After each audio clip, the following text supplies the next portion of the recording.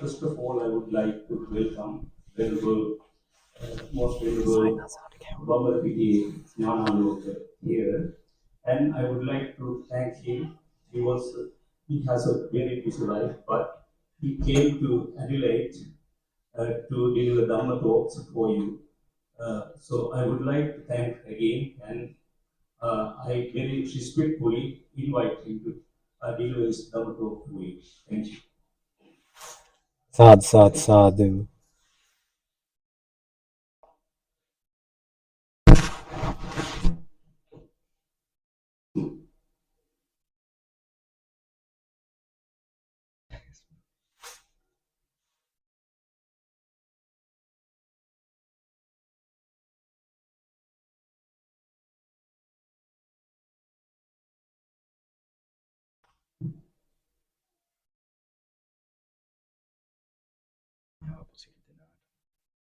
උතුම් චිත්ත බලය ලැබේවා.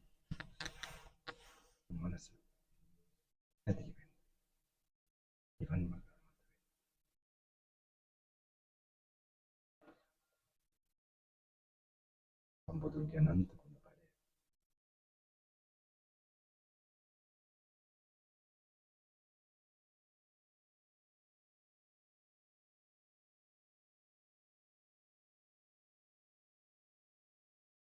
So, all blessings. Can you all hear me? You can hear? In the back. So, all blessings to all of you for coming like this. And maybe all of you, for different reasons, you came here. And I think one of the, did we meet before? That was 5 years back? Or? Okay, right. I remember. It was in that other hall. Okay. So, Itadan, yeah, who does, I think, weightlifting before. Okay. Yeah. But yeah, this all some destiny who is in search of truth, meaning of life. This question was asked from me actually in Berwick when I was in that temple. What is the meaning of life and what is the purpose of life? It's a very good question, all these children. So I had a short answer. It's not my answer actually. It is an answer given by another monk. But when I heard that long time back, I felt it was quite short and correct. What is the meaning of life? There's no meaning. It's the meaning of life. And what is the purpose of life? Is to realize, to practice, to realize there's no meaning. You can know it in words, but to make it an experience. So, according to Buddha's teaching, Buddha explains a lot about consciousness. He knows very well. Even the old and Indian tradition, they had knowledge about that consciousness is something separate from the body. But still, in the modern sciences and ways of thinking, it's trying to see consciousness as part of the function of the brain, as a material thing. But in the Eastern philosophies, it was well known, even in the past, that consciousness is something separate. And the Buddha, very interestingly, he even pinpoints the factors of consciousness. Like electrons, neutrons in the material form, but what is really necessary, what really happens in consciousness, in a moment of consciousness, he nicely defines, he clearly says. So, for example, like he says, like the body, the form is just the body we have, and then we have with the body, and we have an external object. This is also taken as a material thing. Based on these two, depending on these two, there is this corresponding consciousness that arises. If the ear and the object sounds is the ear consciousness, the nose and with the smell is nose consciousness, with the tongue and taste is a taste consciousness. So if in slow motion, if you try to get some idea, it's like, say you have ear and then the sound vibration, and there's suddenly something says something happen. That is consciousness, initial consciousness. And suddenly when you're conscious, there's something we call you feel. It is in the consciousness, a factor, a part of consciousness. You feel and you perceive. What you feel, you perceive. You judge. Perceiving is like you're judging as pleasant, unpleasant, or neutral. When you judge as pleasant, there's something that you react with greed or attachment. If you perceive as unpleasant, you react with aversion. So if you if you have a neutral feeling, if you are not enlightened or awakened about the consciousness, then if you're just staying also according to Buddha, then we are reacting. It's also kind of reaction, but without awareness, without wisdom, that kind of reaction is called, for neutral feeling, it is with delusion. So these are the three, this thing, and you can know normally when you're unconscious, we can take as conscious as when you're unconscious, you become conscious. And soon as you become conscious, say someone hit you, and you become conscious after, slowly you become conscious, you may see from your eyes, but how do you know the person is conscious? Then when he feels and he perceives, of course he'll perceive as the same person, and what will have, he'll have fear. He will try to, what is this, not to, like he will try, oh, you get a shock, or he will try to sort of run away. So that is again at a mental level, you'll have it. If you verbally say something, that is called verbal action, verbal action. Then if you do it physically, you do something, get up and go away, that is called physical. Verbal is, if you express it through words, it will be speech.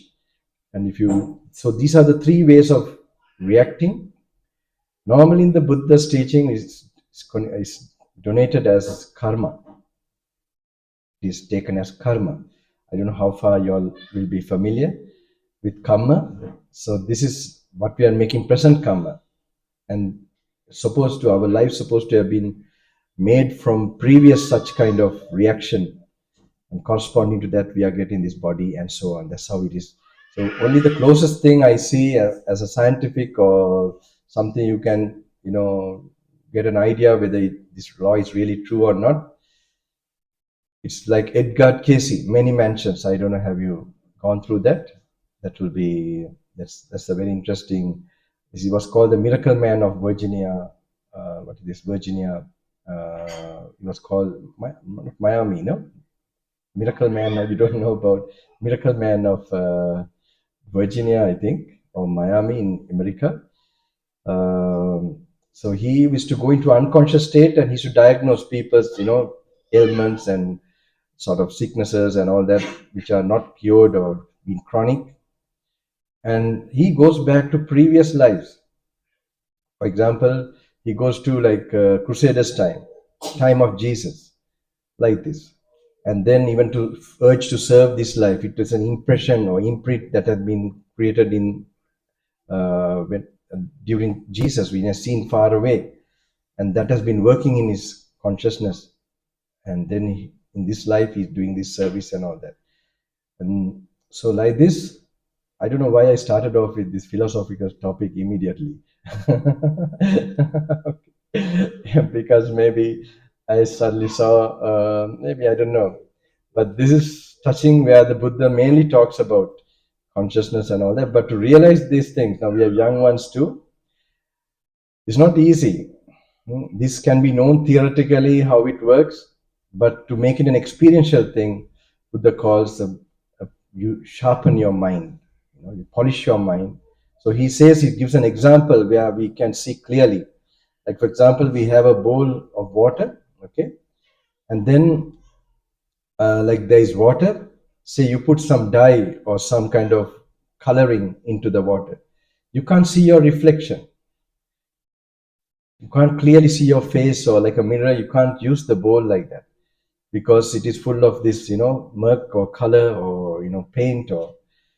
So same way Buddha says sensuality, sensual pleasures with the senses. This blurs our ability to see things as they are.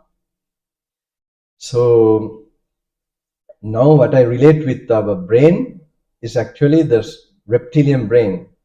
Whatever that, when we are reptilian brain is working more, then it covers our frontal cortex, where we can, properly judge, analyze, and so on. So this Buddha, this is why he has laid down a path of discipline. We have to clear this instrument, our own brain, own mind, to sharpen it, so that these things become part of us. Because he explains these things as, cause of suffering. I will explain in short this. Now, for example, we have Do you understand my English? It doesn't sound Australian, right? Okay, right. This English is after a long time of speaking. I was in Southern Africa, like in Lesotho. I don't know whether any of you all know. So that's where my spiritual journey started as a young boy. So there's a point like these young children, I lost all knowledge of Sri Lankan language, Sinhalese. And as a monk and later on, as I ordained and lived in Sri Lanka, my English also, now only I'm practicing again.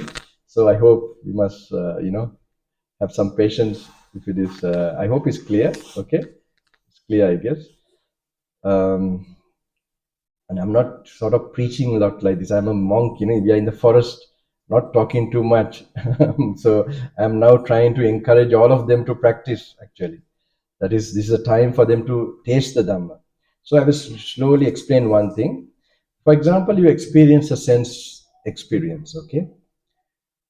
Say you have an ice cream or something. You eat it, okay? It's nice, very nice. And after you eat, this normally all our happinesses are depending on this way. We experience something through the senses and we look for something that is pleasurable. But the problem is, it finishes and then you go to another and another and another. You have to continue giving those impressions or those experiences, those feelings. You have to keep on experiencing it to continue. So normally, when we have experienced something through the senses and it's delightful, at that moment, okay, it's exciting. But after that, we have boredom, we have some kind of unsatisfactoriness. So we go and experience that again. But so normally we see in human beings in the modern time, there is a kind of a sadness for no reason and unsatisfactoriness for no reason. Now, when you control, you discipline, you remove your addictions and so on, slowly one by one. It needs faith and knowledge and, some, good encouragement to do that. When you do like that, what happens? Initially, it's a little bit difficult to keep away. My teacher used to tell me those things, abstain and endure. That's how he used to tell, this is the path, abstain and endure. So what happens? After that, because the mind also now, when you experience a pleasure, it increases your craving nature within you. And when it increases, Buddha tells that the craving is the cause of suffering. So it's like a universal law. When craving increases in your system, proportion to that you suffer. Suffer is like this, you're not satisfied or you can't be just still, just being okay. So now when you experience something, that craving increases within you. So even you're not satisfied, even if you get the same thing, you need more and more and more. We know about dopamine, we need to pump dopamine more. That's how we are going. It's very nice, the science, how it has found those things. Those are good things. It explains well. Say now we give up. We don't experience the sense experiences. There is little difficult. But then we have what? A happiness for no reason. A happiness without a reason. You're just okay. So, some that is, and also due to certain, then the mind gets purified. It's get an opportunity to detox. So now the detoxing process, this is the kind of happiness the Buddha, tries to give us. But he goes to the ultimate of giving up, from going to a point where even bringing out the self-realization to a completion. How the self is formed and how the self, will be. I will go through some things, okay, as we are. So that time, both are like, sorry? Okay. And the other one is 2 hours, is it? Nearly 2 hours. I think. Huh? Okay, 7. Yeah. Where's the right time? You have to minus 1 hour. -1 hour. So, Even all this is fast going good. So it's the red clock minus 1 hour. Okay, very good, very good. 17. So I think this temple is ahead of 1 hour ahead. Trying to really? It's not really Yes, but it will. This will push us at least. So I like to ask you all. You ask me something, I'll talk about it. You know, I'm bored of talking my things. Yes. when doing loving kindness meditation, all of the children here are when doing loving kindness meditation, and I know that all of the people here have been taught loving kindness meditation. I was taught to develop like a physical limiter of the feeling of kindness in the body, and that when the physical limiter got strong enough, that it would transition into the light limiter. Could you speak about developing that feeling of loving and kindness in your body and in your mind, so that you can get more and more skillful at it? Getting at a body level is when it gets saturated, only it will come to the body. It should be coming as an automatic process of overflowing. So it creates actually, I say, like in the sensual things also, it creates, more you do it, it opens up certain dimensions, and it can become body also. So in the spiritual things also, when you do it in such a strong way, it creates another kind of a invisible body. And so normally loving kindness, more you can practice, more you are desireless. So normally people try to practice to overcome anger, but the real cause of anger is desire. So unless you remove the desires, you will be still having that angry nature. So why? One reason is when you indulge in desires, you lose a lot of energy. And when you lose a lot of energy, that energyless mind, energyless being, is irritated by everything.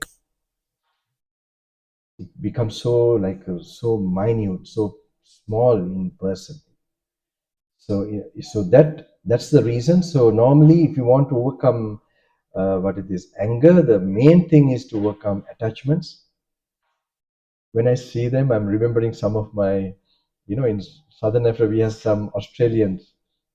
They're so nice people. They're I was so addicted to cricket actually. If I ever gave up for this monk, to become a monk, it was giving up cricket. So anyway, next life I play again. So anyway, but how to overcome desire? It is to overcome desire. It is actually why we are desire of something when we are not fully aware or realize, or we are not knowledgeable really, not enlightened about the thing that we are desiring. If we know its true nature, we will not desire. It's like we can know, that's why we can know whether we have seen the truth of things if we get immediate kind of desirelessness about it. Like for example, we are holding a string and suddenly we look properly, and then when we are looking, we notice it's a snake. There's no question of giving up, letting go. So same effect happens when you are, when you get a true knowledge. So now even about, say, drinking or anything, if you get to know, okay, you have some benefits, but you know the damage that it creates and it makes an impact in you, then you feel like giving up. Otherwise, you will make some kind of delusionary idea, or this thing to say maybe for my health is good, or it's no problem, I can, like that. You can make we call it wrong views to indulge in that.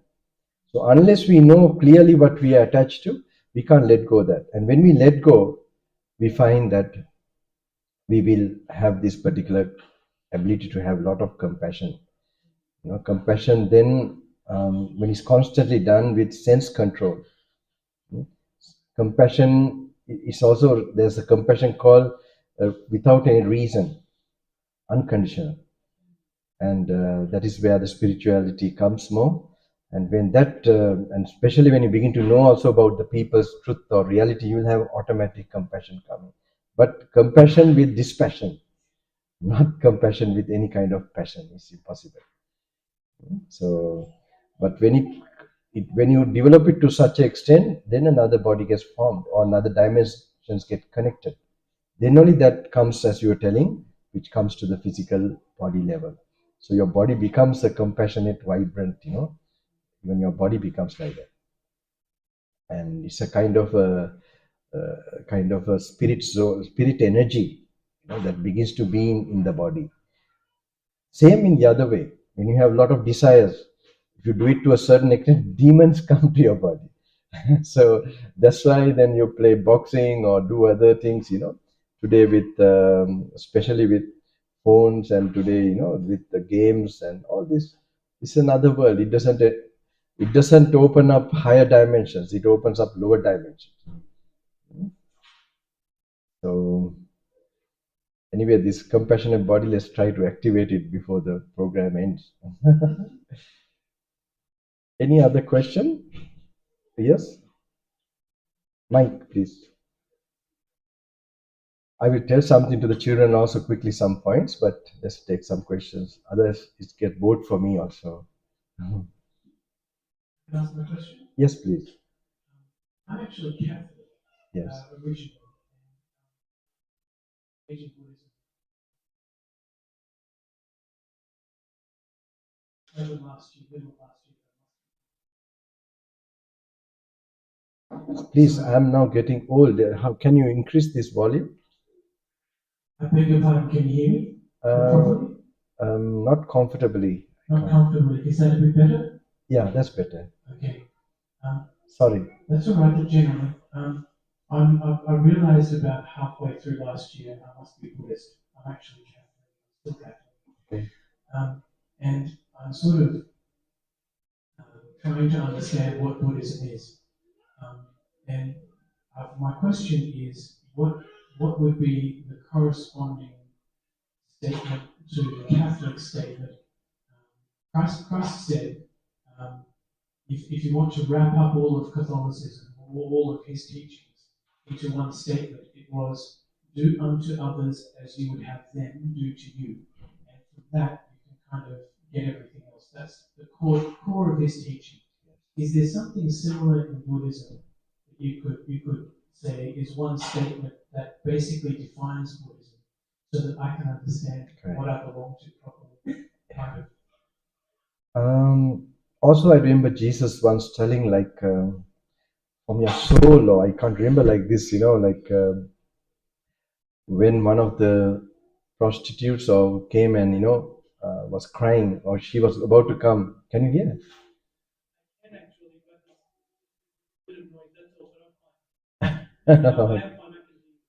Okay. So you have to learn. That's how you have to learn slowly. One thing is not to get attached to what you're hearing. Then you get irritated from what is disturbing that. You're not okay. So yeah, in Buddha's this thing, or Buddhism, you could say. Buddha has says so many statements, but one, Sabba Papa Sakarana, is to remove all evil, to avoid all evil. Kusala Supasampada, develop the wholesome, skillful states or consciousness. There's a second step. Sachitta Pariyodapanam Etam Buddha Anusasana. Purify the mind. So this is the last step. These are the three, like one of the ways he tells, this is all the Buddhas all explain this. So any practices that doing that, I'm sure Buddha is not like he's also like a phenomena in this world. He's not sometime, I always think Buddha was never Buddhist. Can you hear? Yeah. Buddha was never Buddhist. He was a master, he has known, now if you read the original sutras, he talks about, Actually, Buddhism is, someone told nicely, I think is quite correct, that Buddhism is phenomenology. Phenomenology, right? So how do you pronounce in Australian? Phenomenology. Phenomenology. Okay, okay, phenomenology, right?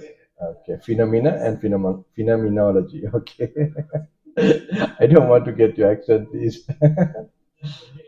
Okay. I hope you will understand. And I don't want to get any accent actually. I'm trying to have, but yeah, it's correct because Buddha, even about compassion, he encourages that. And regarding now, for example, to feel like you and me are same, and to all beings are like same, to identify with all beings. This is one of the practices that lead to samadhi. Samadhi, do you know the term samadhi? Okay. It's like called a certain stage of concentration. And so that is something he encourages, but he says this is not the end in his teaching. This is a kind of, it helps, it purifies so much in that state of consciousness. His main aim is to be self-realized. So where the ego fades away, this is his ultimate gift he wants to give. Ego in the sense, not only the gross ego, but even the subtlest sense of I. But the subtlest sense of I, of any kind of individuality, you know, it comes based on feelings. Feeling is a factor of consciousness. Okay, it's very, very interesting. We will be doing something about this, just I think from the original this thing, so it will make some more sense and for the practice. So wherever there is, you feel an I sense, I-ness coming in your mind, there you have feeling, you're in feelings. And so how to, you know, free yourself from feelings, he tells a way of getting wisdom, a contemplation. It's called contemplating from the source. It's actually called yoniso manasikara in the Pali, this thing. It is the main thing now. Actually, I have now started giving retreats. So I'm trying to, this is the main thing. I have been now waiting to do this for long years. And now finally I was able, because in a retreat condition, like in a solitary condition, where people get an idea how, as originally as the time of Buddha, to exercise that particular faculty, to awaken that wisdom I. There is a special faculty within the frontal cortex. So this is normally called, it's a specialist. There are divine eyes, but this is the wisdom eye. And the wisdom eye is very much when you are seeing the truth deeply, things as they are, what you're experiencing, and in its entirety. And that is where self-realization comes out. So that way of how to investigate, how to contemplate, this is actually very clear. So normally people are not doing this. I mean, we are normally hearing from teachers. So this is what Buddha's ultimate gift was. So to get that, and when you get that, it gives you also kind of a, if you know you have got that contemplative intuition, I would call it an intuitive experience, where you will get desirelessness in your mind, like a shock when you, so this shock leads to the, you leave everything that is impermanent. It is seeing the impermanence actually. You leave everything what is impermanent and you're left, you're aware with the what is not impermanent. What we want to be, you know, eternal.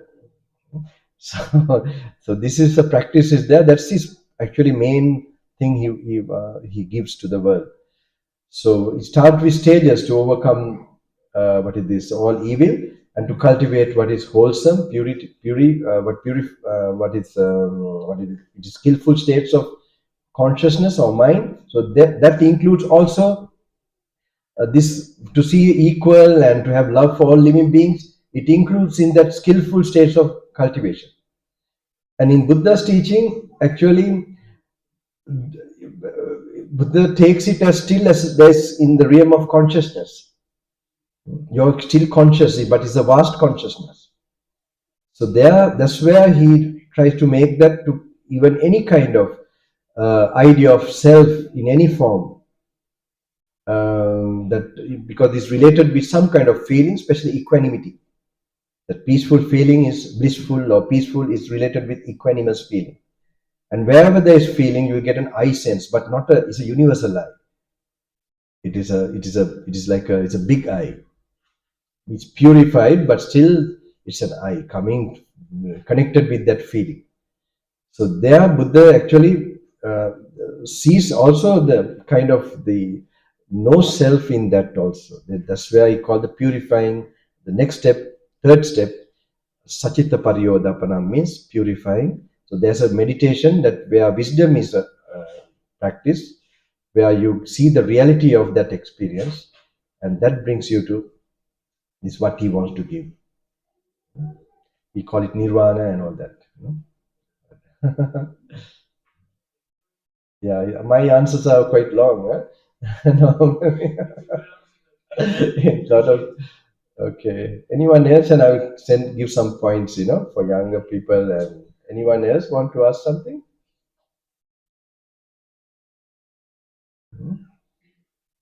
Okay.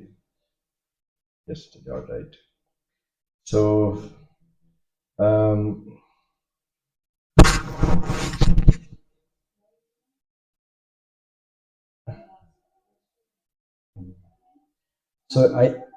some things you understood about, the happiness without a reason, and the sadness without a reason. How you get that? So that is very important to change our direction slowly, where we are getting a happiness for no reason. So now today we must have good habits actually. We must have a good lifetime. Like I was telling, like the meaning of life is to know that there's no meaning, because in Buddha's teaching, consciousness is, if you are conscious only, we experience the world, right? So if you are not conscious, there's no world for us. So when we are conscious only, that is our life is mainly. So consciousness is taken as an illusion. It is like, for example, okay, I tell you, like we look into a well and a dog looks into a well and sees another dog inside. Okay, the reflection. And it comes out and it thinks there's another dog inside. But really, there's no dog. Okay? The same way, every moment of our consciousness, now I'm seeing your, okay, soon as I look here, that experience is gone and another experience comes. Okay? So when we begin to notice how each moment of being conscious of something, feeling something, has changed in such a short time. So a changing thing, when you know that now what we're experiencing is bound to change. That's the wisdom we get, so then we don't get attached. For example, we have food or something we eat, and it touches to our tongue. While it is touching the tongue, we are getting that experience. And then when that piece of whatever food we put in, it finishes, then that whatever experience through that, conditioned by that this food and tongue, that goes away. So just observing that, noticing like that, you are seeing that consciousness is actually just momentarily arising with the conditions, like a music sound. The waves come, they strike your ear, and then you have the ear consciousness like that. And without consciousness or any experience in the empty space, you don't get the idea of I. So I is actually, in Buddha's teaching, he clearly shows, this is the reality actually, it does not exist. It's with attachment, and when we get attached to something, you sort of kind to solidify it or make it something look like a person. Like I know in Sri Lanka, I have our taxi driver, a young boy. So sometimes I got to know that he talks with the taxi. He has so much identified with the taxi that, and he drives well. And he says, no, my child will go very well. There won't be any this thing.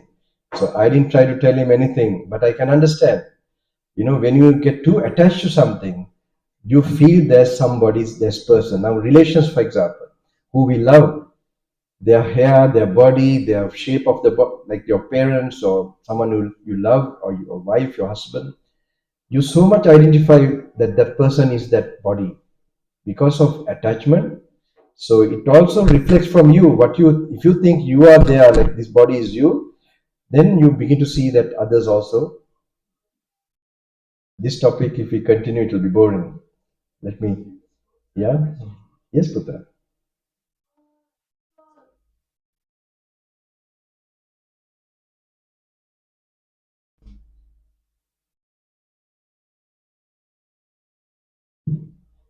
So going back to Nirvana and everything. So in the Buddhist teachings, I learned that your body and mind are two separate things, and your mind passes on from body to body in samsara. Gets another body, yeah. So with Nibbana, what happens with your mind? Does it Nibbana. Does it die along with the body? Oh, very nice, very nice. What a question. Do you think about it, or someone told you to ask this question? I don't know. So shall I explain a very special phenomenon? I mean, So how many of you think this about this rebirth thing? What do you think? And karma. I will explain. And one of the deepest things I'll just little bit give you, because you asked me this question. It's not very deep, the explanation. How many of you think, not sure about karma and about rebirth? Can you raise your hand? Do you think karma is a true phenomenon? Do you think? How? Why? What is their proof? How did you find it that is true? Now, I used to investigate, as a young boy, and even now I would try to notice how it's related. I mean, all of you all, do you think? What about you? You also, do you think karma and that they are true? And why do you come to the conclusion? It explains a lot of things, right? Yeah, I'm talking to you. My understanding of birth and rebirth is maybe a bit different. When Buddha was talking to the people, It doesn't matter. Yes, please. people may have been very disturbed by the idea that someone, where did that character go? So my understanding, just my own understanding, Buddha said to them, don't worry, the character disappears, it goes somewhere else. Okay. It goes to another person. So that he knew,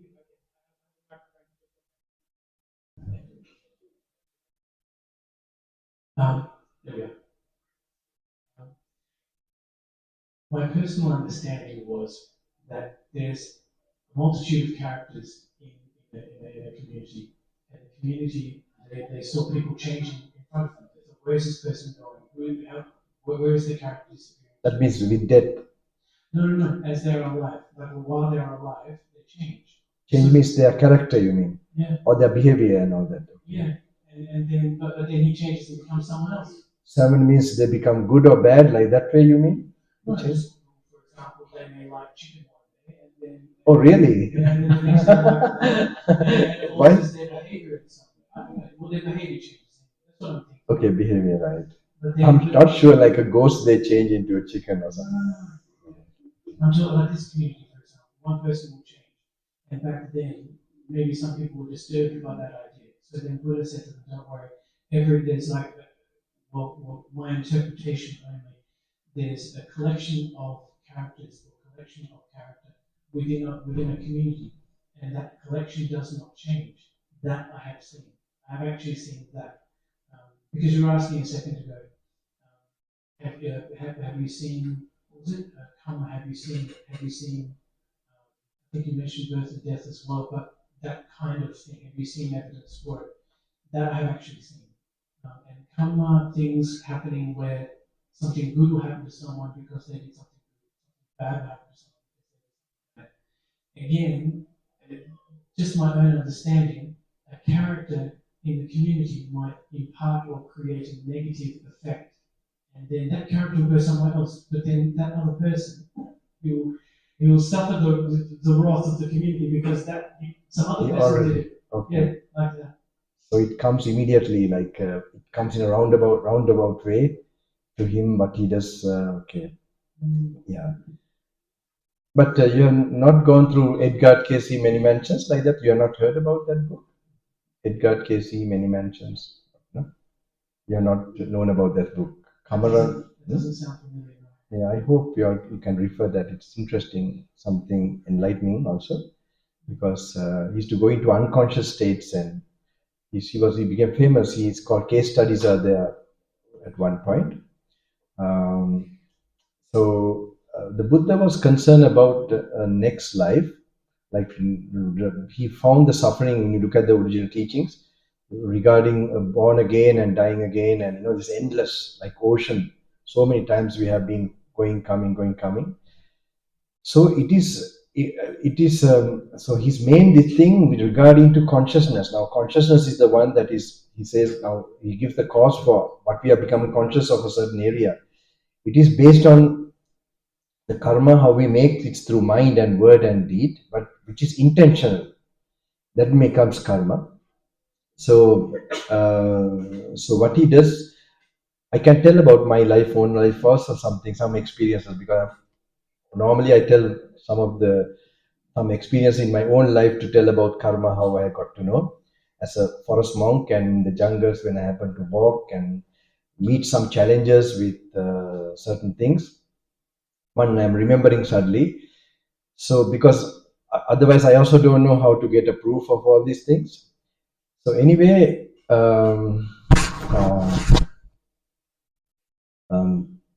so Buddha's concern, I will answer you, Buddha. Son, Mali, it's a very nice question. You put me into a very want to part a very deepest thing, but you almost told the answer. It's really interesting. Did you think on your own, or were you thinking about these things, or what was it? Sorry, thinking about on your own, huh? Okay, I will explain that. My teacher is to explain this as a when I felt very peaceful, but he used to tell it's very profound. But at a later period, it became very clear in my mind with reading the original teachings, what Buddha's purpose was. So now Buddha was concerned, now the rebirth was taking place. So this based on, it was like the fuel that we make. Normally a body also gets formed due to past karma, because consciousness needs a body. And in consciousness, it is feeling. Until feeling, it is the past karma. Because like if you are given, in short, in simple terms, if you are given suffering, you have to get suffering. If you are given happiness, you have to get. So happiness, sadness, all these experiences are experienced in short. This is more complicated how it really happens. But if you make it very simple, it happens in feeling. Okay, we feel something as pleasant, unpleasant. So if you have given unpleasantness, according to Buddha, we are put into an unpleasant area. Then what happens? We get unpleasant contact. Then we get unpleasant feelings. So then we have a choice to react, how we react now. So that can change things in short.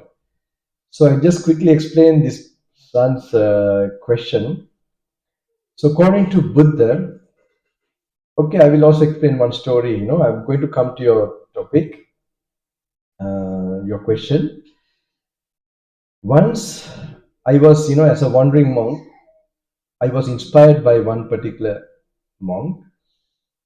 Before monk, I was frightened of becoming a monk. My main problem was, actually, we come from not a completely, you could say, discipline, in the sense I'm in international schools and all that in southern Lesotho. So it's not that we are living a complete, you could say, a disciplined life. So there were some problems for me, like how can I live a celibate life continuously? This was a big issue. So what happened? This particular monk who was staying under a tree, and he was very ascetic. He inspired me that time, and when I met him, he told me with like a few words that very simple. With meditation, you are going to just you can overcome it. Like that, he inspired me. So later on, he used to go. After 1 year, I also became a monk after this meeting, and then one day I came to meet him again to pay my respects, and and then I got to know from other people like he's talking to the sky or something. Like he's little mad, or some say he's mad, some say he's talking to angels. So it was like that. But anyway, when he met me, he gave me an inspiring talk and gave me a lot of inspiration. And then what happened, in the night, I have to go and stay in one location, one room I got, and from that room, like there was a television going on. So I was wondering, like in the other room. So there was like another window, an opening. I was a little irritated. I was wondering why it's so long the night. This television, this film is going on, whatever film or what. So I just went and have a look. What are they doing so long? Like that. Soon as I looked, I saw something very shocking. It was like, I was wondering. I was feeling upset with the people. I can't tell what it is, but you can imagine. It was not a good thing. I was seeing what they were looking at. So I was like frozen. I came to the bed and I was like waiting. What is this? And I can't go. It was like 1 o'clock in the morning. I can't go out. So I waited until it was daylight. And then I went straight to that monk. I was waiting to meet him. So when I came to him, he was, after breakfast, he was very cool. He didn't immediately answer me anything. He went under that tree, and suddenly he started talking to the air like this. So at that time I had already planned, because I got some permission from my teacher, to go on a wandering journey for 2 weeks, like walking. We stay under a tree or stay with another temple, like that. That's how our tradition is, my teacher. So I thought little bit I go like that and go back to my teacher. This was also in my mind. So suddenly he was speaking to this monk was speaking to the air. He was telling like this. He's in Sinhalese language. Tell him to be careful with the celibate rule. He's telling me to be careful with the celibate rule. Now he's just talking like this. Tell him means somebody, I don't know, talking through him or what.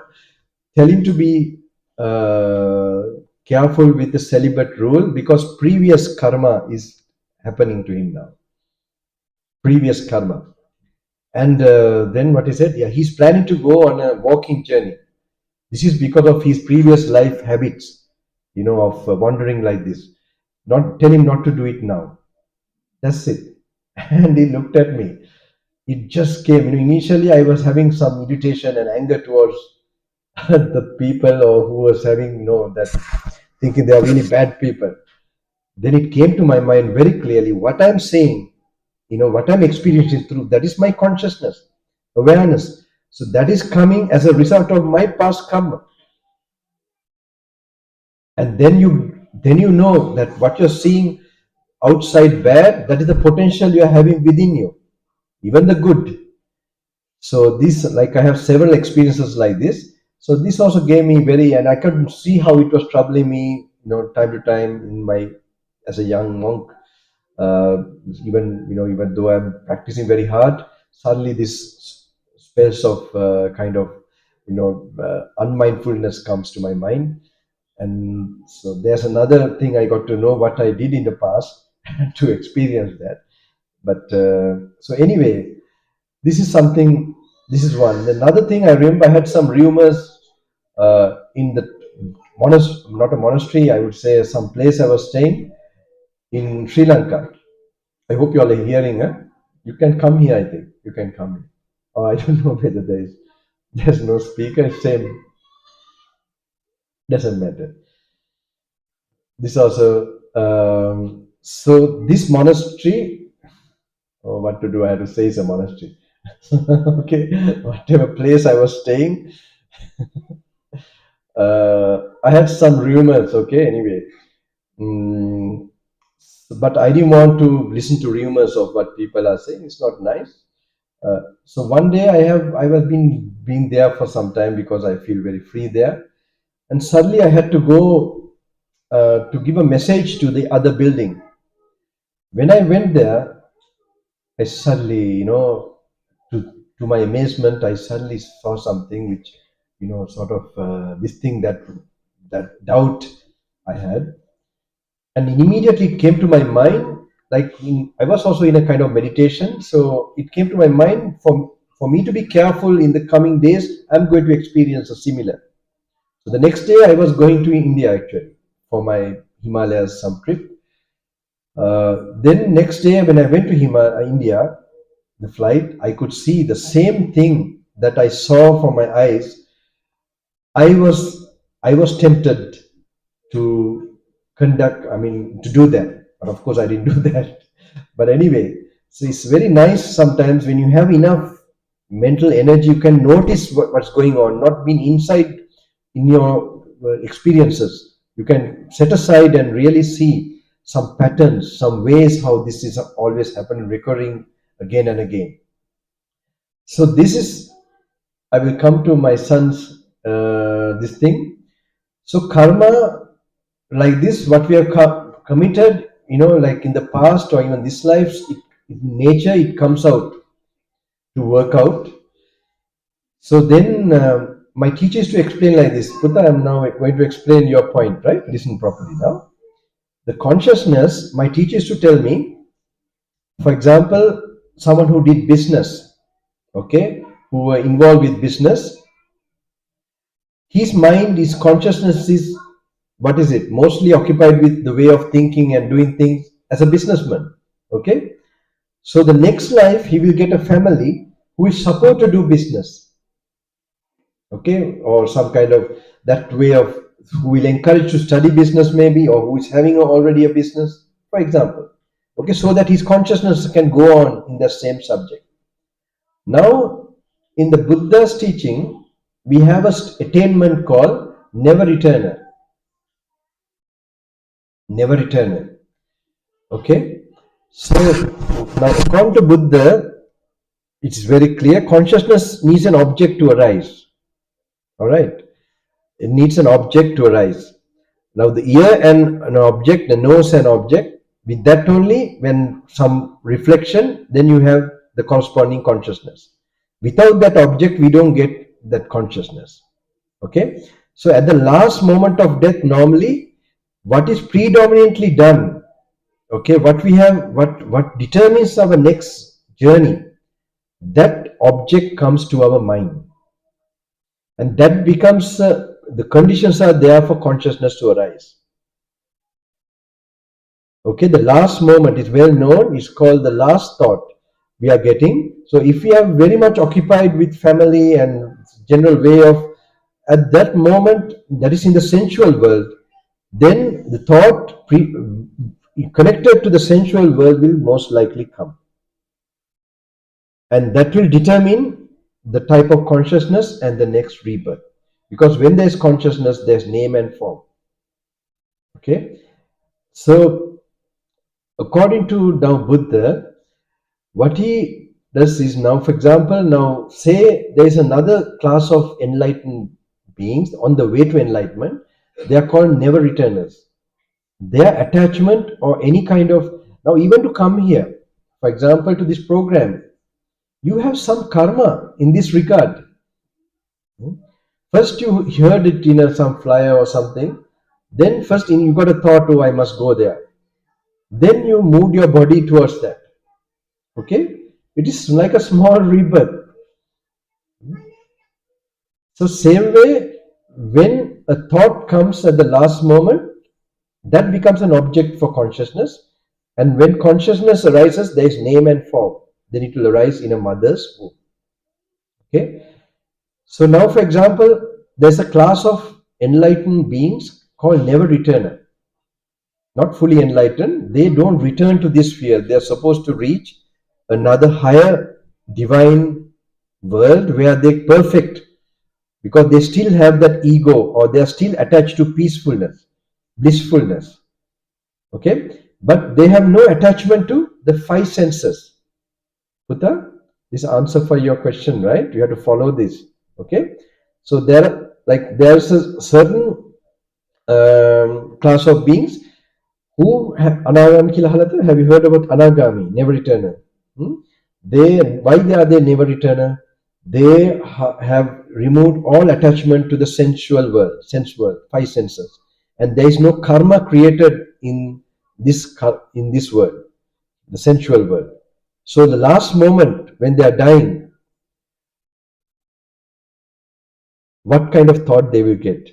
Do you think they will get some thought about their mother, father, auntie, uncle, or their business or bank accounts? Do you think? No, they will not, right? But their mind goes to what? The peacefulness. Okay?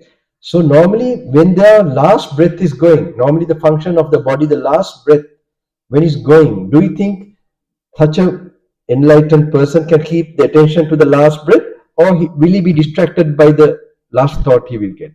What do you think? Sorry? Last breath, but he still has attachment to, what do you mean? Do you think he has no attachment whatsoever? He has no attachment? He has no attachment to the world of five senses, but he has attachment to that blissfulness. Okay? So when he has attachment to that blissfulness, when he's dying, will he be distracted by that bliss, or will he be able to look at the last moment of the breath? Distracted by the bliss. Sorry? Be distracted by the bliss. He will sacrifice. Sorry? Distracted by the bliss. He will? Distracted by the bliss. Okay. Sorry, Australian accent. I'm blaming the Australian accent always. Okay. No, yeah, distracted by the bliss. Correct. So when he's distracted by the bliss, what does that mean? It is an object for consciousness, right? So when there's an object for consciousness, consciousness can arise or not arise? It will arise. Arise. When there's consciousness, there's name and form. That is in that world. Okay? So there's rebirth. Now say, for example, a fully enlightened being. Okay? He's have no attachment whatsoever. His karma, no karma to take place. So in the last moment of death, will he get a thought to get distracted? No. So will he be able to watch the breath, the last breath? Can he keep his attention to the last breath that is going? Yes. So when he's doing like that, what happens? That's what you were telling. At the end of the body, yeah, that is only in that such a being will happen. I don't know from where you got this. Because this is a very deep aspect. The main mystery of rebirth, Buddha, how he breaks the conditions for rebirth. He breaks the conditions for consciousness. Okay, so it's very good, but one day you will maybe realize it, because you are getting familiar with that, and that will make you fully awaken to something. So you have to one day read what Buddha originally spoke of, but you have to be very careful with phones, because I will explain another thing. In the modern day, I got to know that the smartphones, we have a pineal gland. We have a special gland called pineal gland.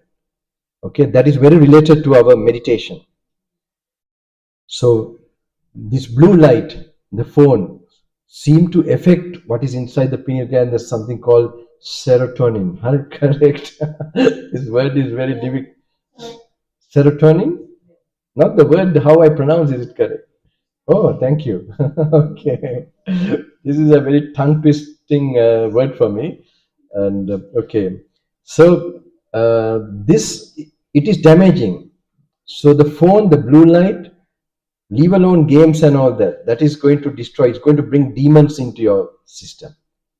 Demons are, because this is the demon's device actually, all these gadgets, because it increases all this particular greed, hate and delusion. It magnifies. It's good enough what we are seeing already, but then when we are pulling in all these other distractions, so much we are going away from, the possibility of coming to peacefulness, happiness, joyfulness. We become people like, now we can see little elders looking very heavy, weighed down. But children should not become like that. And elders also should not become like that. They should remain childlike and peaceful. What happened to you all? Okay. But anyway, this is very important. This serotonin, this is damaged by the blue light. Okay. This, we have to make sure we reduce this, for our work, for some purpose of work, or really we try to limit it. And soon as we get up in the morning and soon as we sleep, if we use like this, the phones, if you are really interested to make this a path where you are getting peacefulness and becoming realized souls, not just intellectually reading and studying something, I think I would encourage you all to really make a change in your normal pattern, the daily life, starting from morning till evening, so that if you really get the meditation properly, that peacefulness, you will not feel tired in mind. Like you will have that peacefulness, like when you're driving, when you're doing your other chores or any other duties, you will have that peacefulness experience. Then you are living a full life. Because you can remove the anger and the greed and you can do the work. That if you can do like that, so this is an art you have to. So in the morning you must have some rituals and some practices and note what are the things you are distracted specifically, and see the danger and the damage and how am I going to remove that today. Like that you must have a program how to remove, say, some place where you got angry especially or felt attached to something. So like this you have to check, daily monitor, then day by day, something you're going to grow, your soul is going to grow, your consciousness is going to grow. So this is very important. And the other one is, I will explain. Say, for example, you have sensual pleasures, okay? I yesterday also told sensual pleasures you experience. Mainly you can say, for example, we have a certain hormones get created in our body corresponding to those specific emotions we get. Say, for example, we get fear or anger, we know adrenaline is created in our body, right? So the adrenaline, when it's created, adrenaline makes those thoughts happen again. Okay, so they have an interrelation like that. So when we have anger, greed, corresponding to that, there is some kind of chemistry that takes place in our body or biology, where these hormones are created and they make those thoughts happen again. Now, for example, think when you are having the opposite of anger or greed, with faith, with mindfulness, with wisdom and all that, especially with controlling the mind, not allowing distraction, also something should happen, or some hormones, something should happen corresponding to that. So it is called ojas. It's called ojas. What is created when you have faith and when your mind gets peaceful. So in the Ayurvedic term, it's called ojas. Now this is supposed to travel to your brain and get deposited in your brain. And that's open up areas where it was not functioning before. And then that's seems to create these particular thoughts again. So initially it's difficult for you, but later the body also helps you. And normally when that is a lot is created, you see, I told you yesterday, right? A shine is created in your cheeks. Like you become magnetic, you become charming. Yesterday I told, because I think some of you who are not here, I want to give them also that explanations. You become charming, you become magnetic.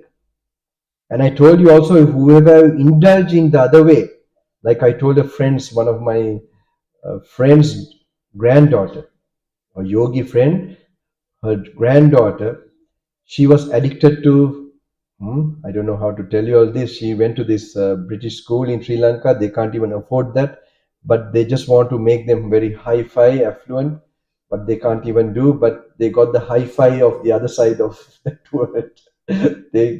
She got polished and all that, but she also got she went for this overnight, what was it? I don't know. Overnight what? Sleepwalking.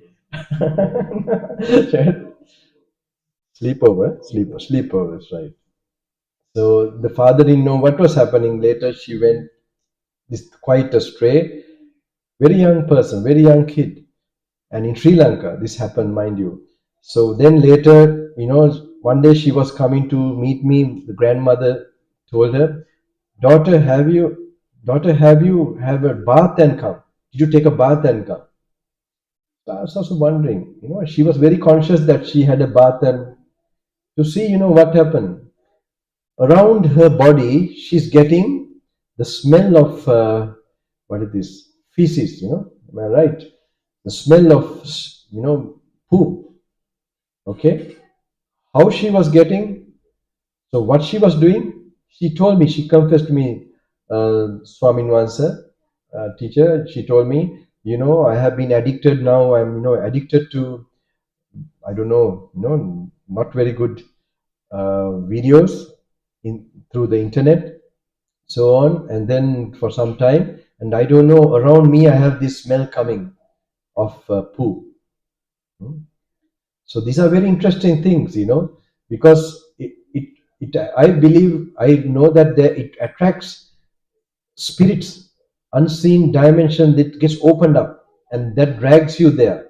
So one must be conscious, even if you have a bath and all that, it doesn't clear you.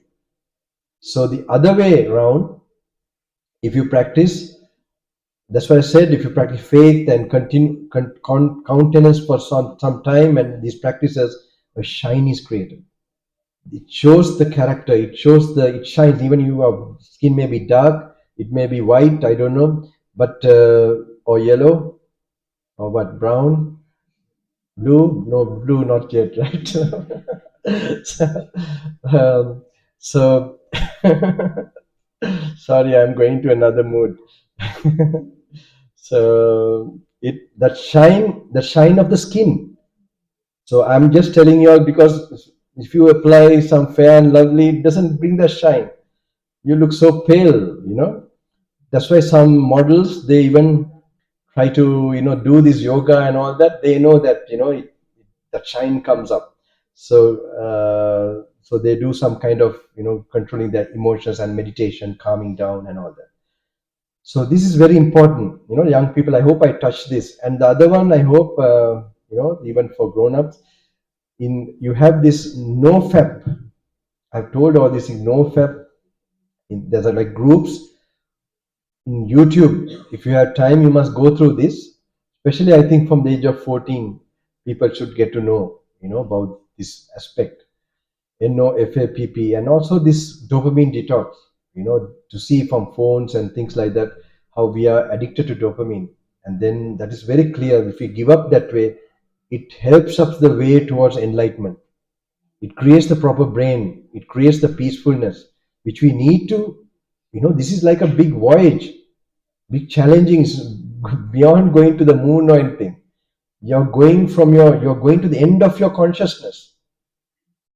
According to the end of your consciousness, to go through to that is through wisdom.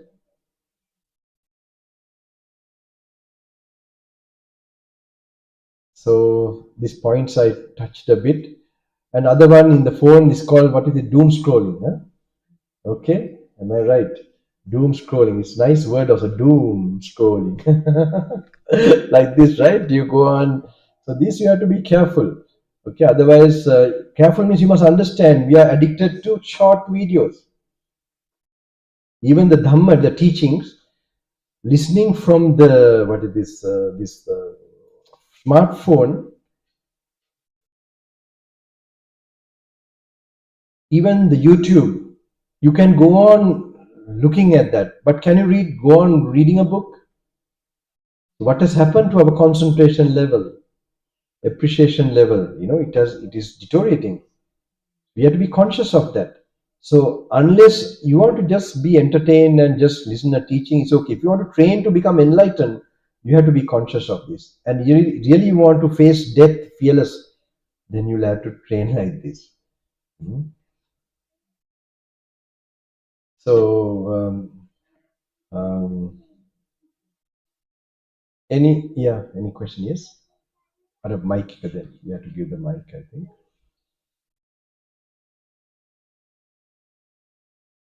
Do I make sense? I don't know. It's kind of mostly okay. Sorry. You talked about the consciousness and also when you're looking at something,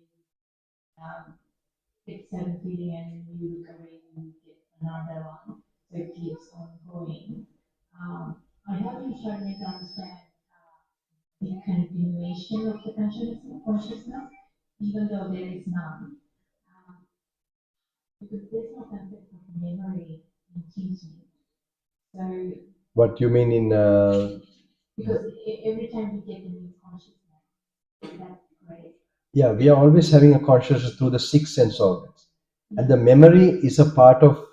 It comes with the mind consciousness. You understand? I see.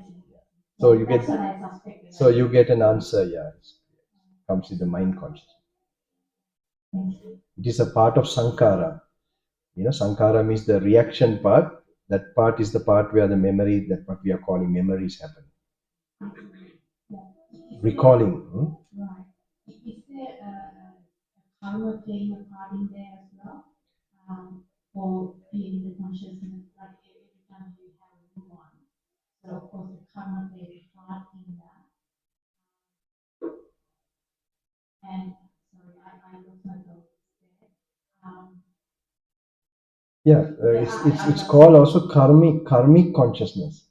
The word given to consciousness is more descriptive one is called karmic consciousness, because karma is the one that drives it to have an object, have the organ intact, and then the connection to happen.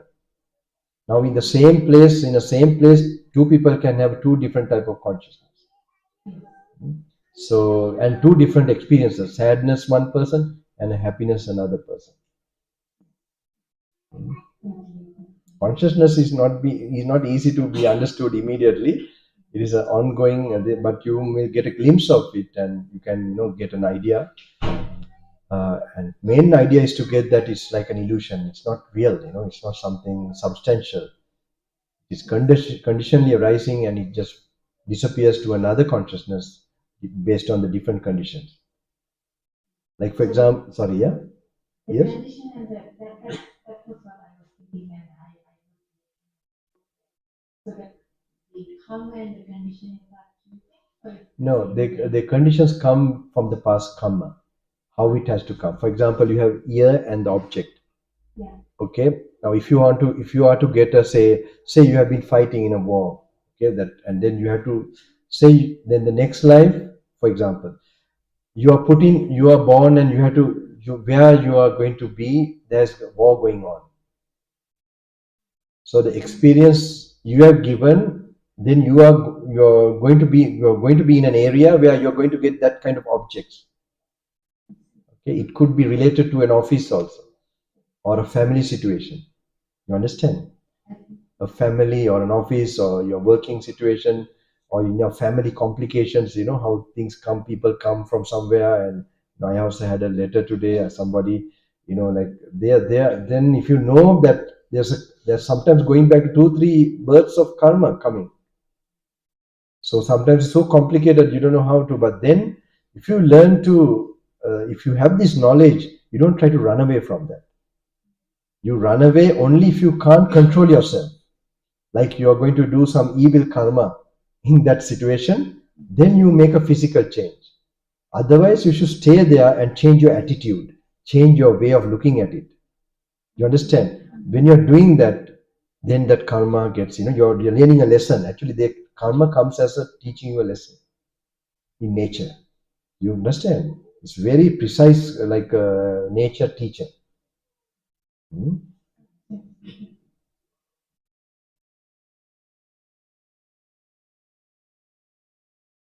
Here's another one. This young one.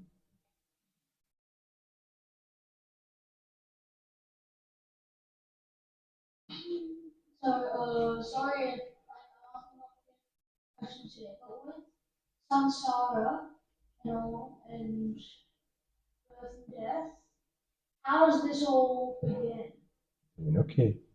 According to Buddha, there is no beginning. There's no beginning. He looked, he could see years and years and years in his Buddha eye, and he only saw that there's no beginning. It was going on for endless time, and he saw it was all created endless time. There was craving and what is this, ignorance, creating karma, and it going on feeding like that. So he also saw the future beings will just continue to go on as long as there's craving. And so now if we make a change, he saw that we can stop this, each individual. Yes.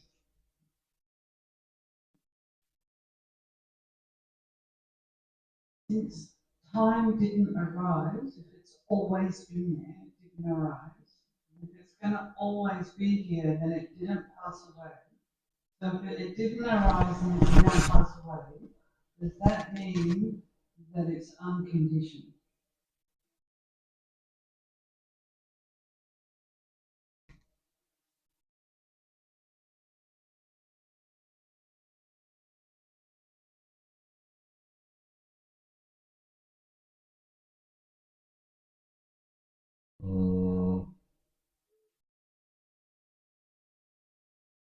Buddha was trying to see the facts that's happening. He put this sometimes the past, so endless past, but he saw that there was an endless past and the endless future. Endless means like this, like it will continue as long as these causes were there. And each being he saw, even they have gone to different existence, they have come back, but there's no real rising. But he also saw this can be stopped by this path that he created. So what he was interested is the suffering of the being. So now when he made a path that you don't feel the suffering even while living and will not create future suffering. So he equate this question, actually this idea, to like someone hit by an arrow, who has been hit by an arrow and someone comes to remove the arrow. And then he would ask this person, like what is this, what clan or whatever this thing. So Buddha says, is the surgeon or whoever comes, you remove this thing, and then you get life first, something like this.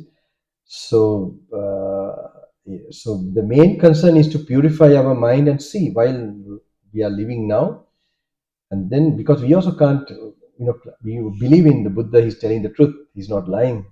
So he's telling, but we'll come to know. That's why from what he tells now and formulate, now somebody also asks these teachings, maybe somebody write or something in the past. How do you know? Even when Buddha was alive, how do you know he's the Buddha? It's not by seeing his body or anything. Someone follows his instruction and experiences that particular state that he wants you to experience, then you know he's the Buddha. Until then, you don't know by just simply, same way these words also, where these the recorded words of the Buddha, it's like a map, a treasure map. If you practice and go on, and then you find the treasure, then you know this is a real, authentic map. So it's same like that. So what we must think, we are like in an ocean, huge, like a speck. So we try to really practice and put ourselves, anchored ourselves in this thing. Then we, in this life also, we will not be fearing death and normal realities of life, and then we might get to know other things also. I hope I didn't go on along this thing, and I hope I didn't tell your question is a useless question. Sorry, did it? I'm sorry. Then my answer is useless. Take it that way. Okay. No, the answer was better than the question. I don't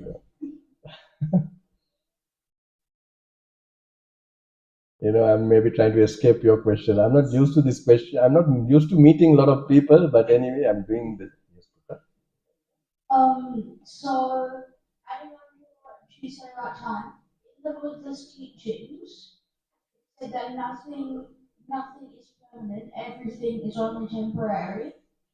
But so how that work for time? Because time, even before we started using time, it's still been there. We only started measuring it then, and it can never end. It can never start. So how does that comprehend? So it's like you're related to this.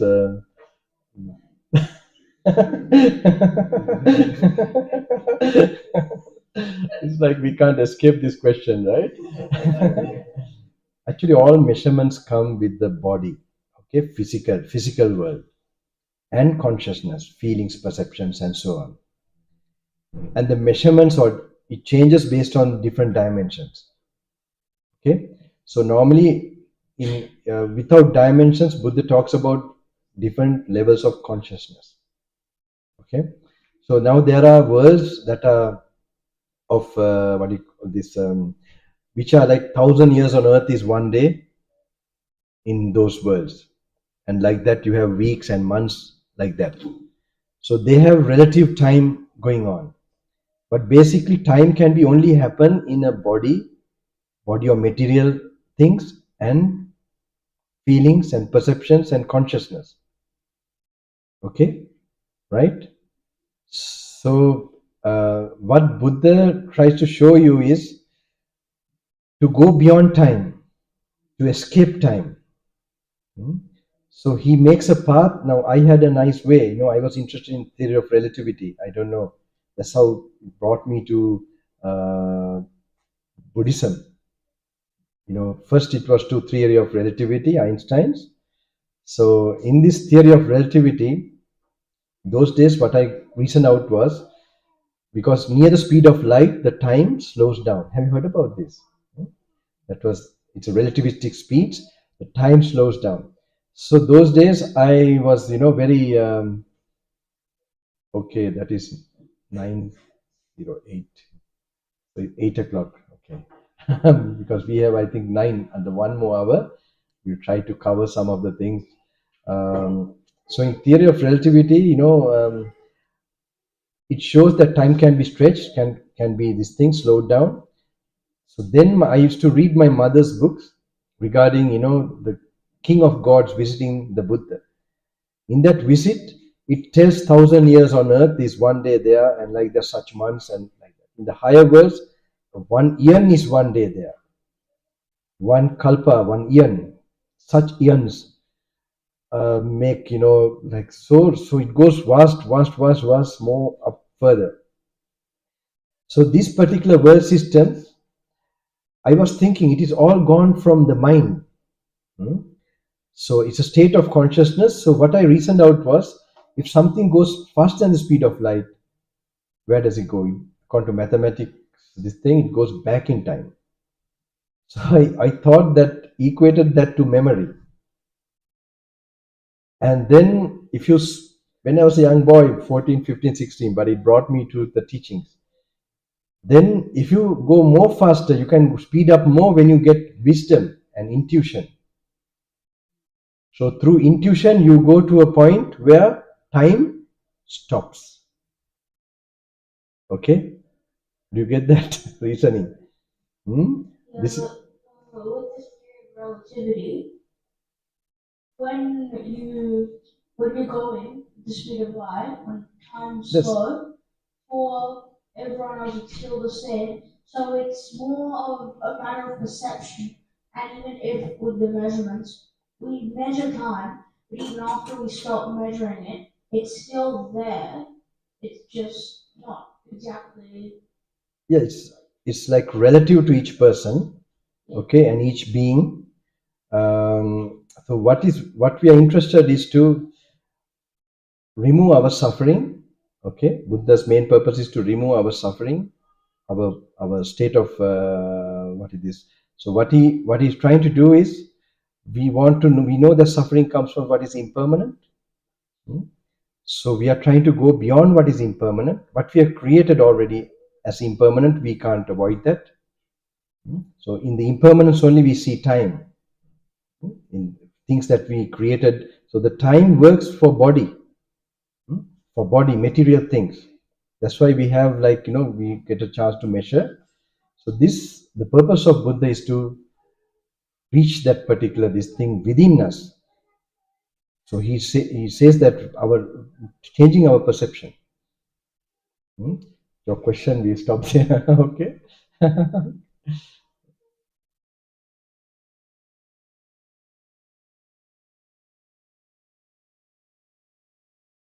Half past 9.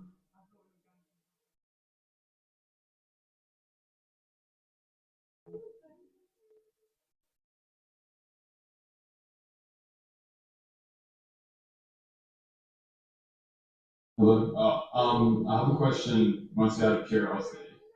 So, in the Dhamma, they discuss the disconnection between the mind and the body, but also the fact that through rebirth, the mind can travel from a human body to a non-human body, perhaps an animal or something else.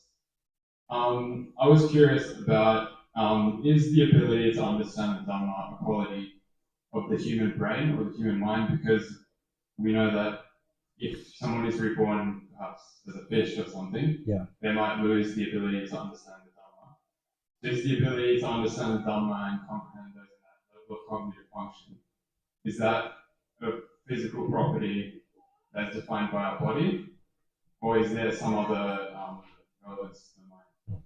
So a human mind, human being is the one who can have this possibility. Not any other animal. You could see now even the human being has to reduce his reptilian brain to sharpen his intuitive faculty.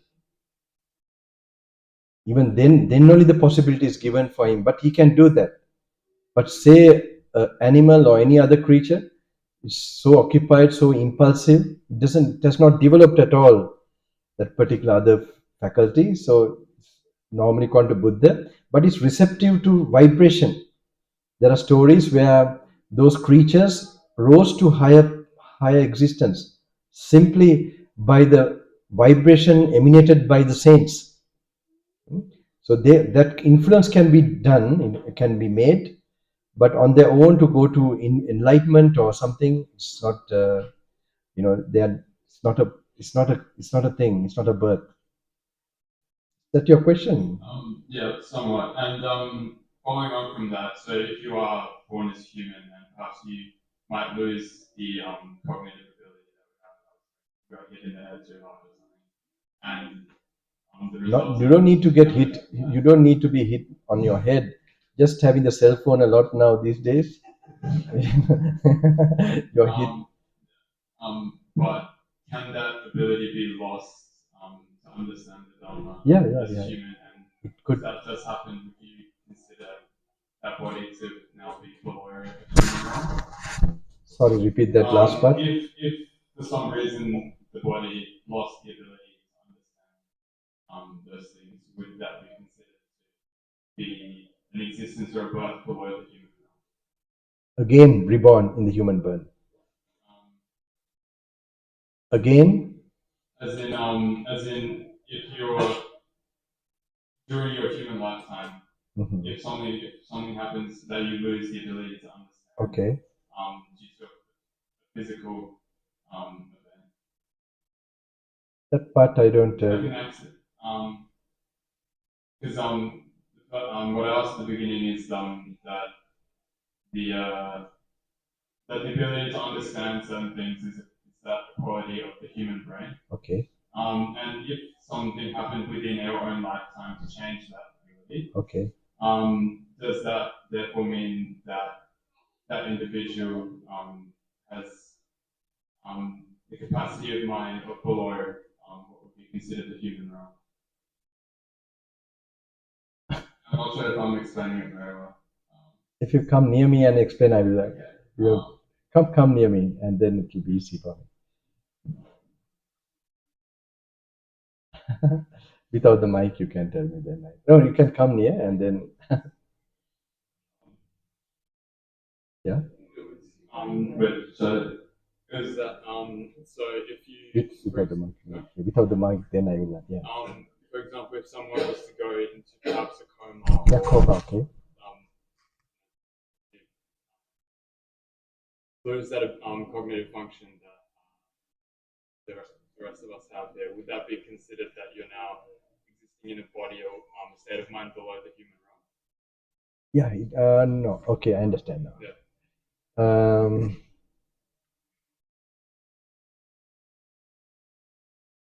Not necessarily. Now his question is that, say you're in such a damaged state of mind or whatever, or inability, that whether he can be existing in a kind of a lower than a human plane while in that body, right? Okay. Sorry, I am a simple thing, but but I think this is a very practical question you're asking, because some people personally may face or may be thinking about it.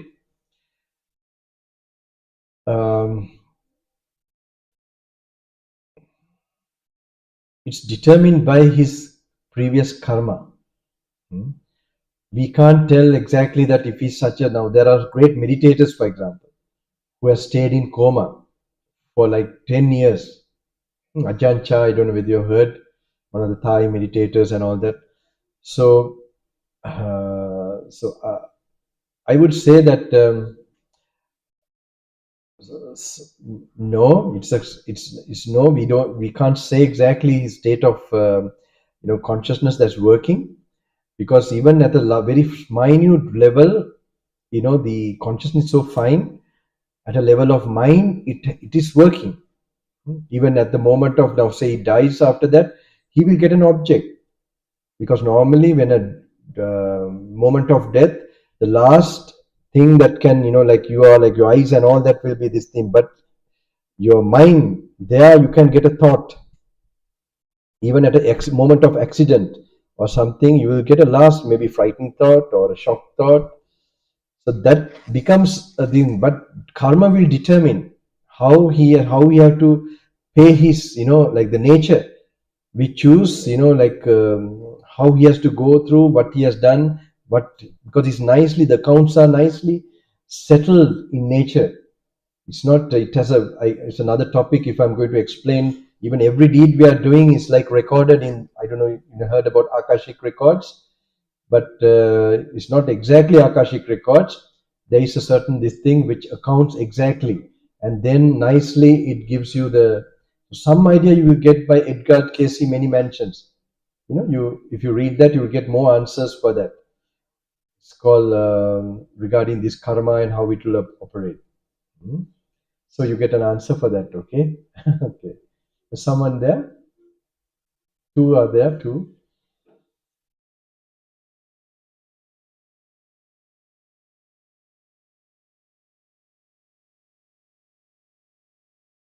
Venerable, thank you for the talk. As we practice, we're presented with challenges, and as the body heads to decrepitude and possibly the worldly winds sway us, and the subjects for frequent recollection are very clear in our minds, and we're consistently presented with challenges. How can we navigate these challenges when they become more frequent and possibly distressing? Thank you, Venerable.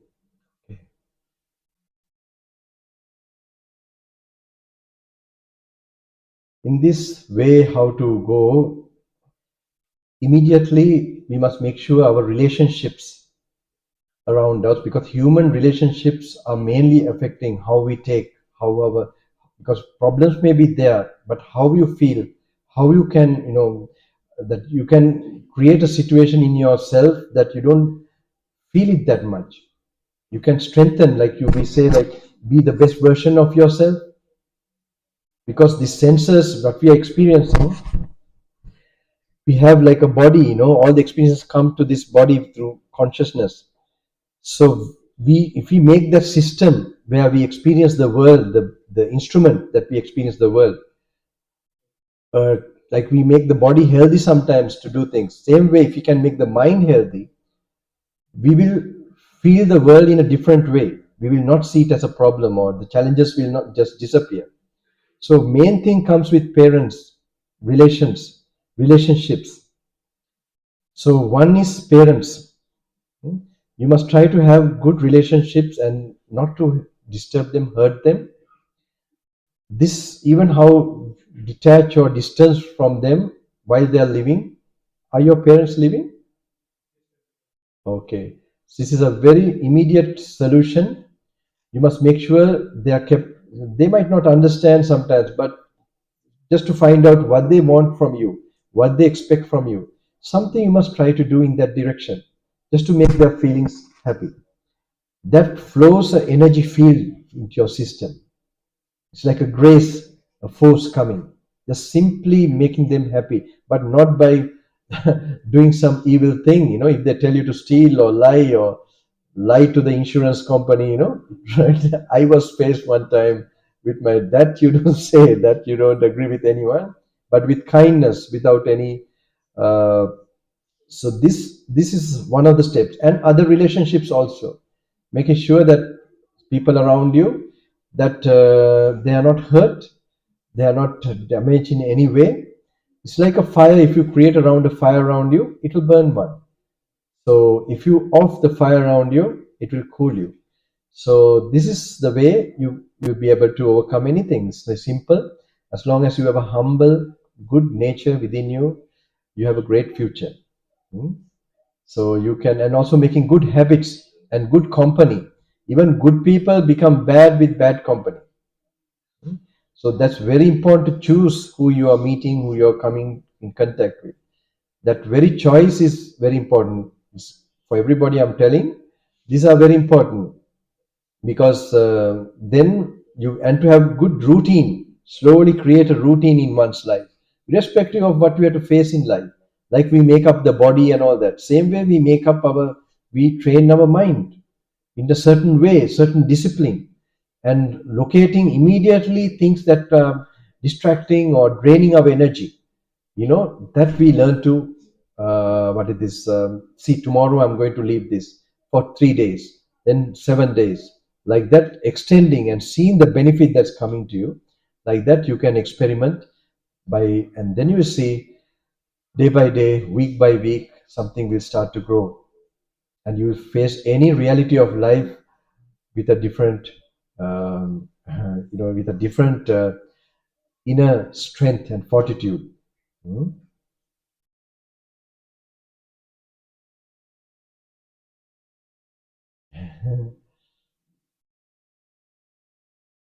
Don't worry, I will give some things before I leave, okay? To face everything. Well, sir, I have two comments here. One is question also about karma. This young Yes. gentleman asked. From what I have studied at my O levels in school, Okay. there are four things that can take. There are four things that could result in what happens. Yes. It's not all happen. Yes, that's right. If I on the way meet with an accident and break my arm or die, Yes. that need not be happen. Yes. Desha, Kala, Yes. third Rutu. one and the fourth one is happen. So I thought that emphasis must be given because there's a lot of questioning about karma. Yes. And what happens. The other one is a little comment about a case which you raised today as well as yesterday. I recall reading it 50 years ago. Epicurus is a man who had a serious toothache, unbearable. Yes. So he tried, all the doctors failed, and then somebody said, go to a hypnotist. Okay. He treats people. When he went to the hypnotist, he got hypnotized, and he said, I see my tooth going in the wrong direction, Mr. Tooth. Okay. Then he went back to the dentist, and dentist took an X-ray and said, yes, that is. Right. Yes. And asked, oh, you have a remarkable ability on the hypnotism to do this. Yes. So that was expected. But he was asked to get hypnotized and look at others. And as you said, sir, he did that on and on and on. There are thousands of cases. Later he could meet the demand, so he could meet the people there. He started hypnotizing on a person thousands of miles away. Yes. Right. And did it. So all these were recorded in microchip and kept in a library. So valuable. And a lady called Gina Semiramis, her PhD thesis, she studied this and wrote the book that you mentioned. Oh, yeah, you are talking about Edgar Casey. Edgar Casey's, Okay, yeah. Life story, or not life story.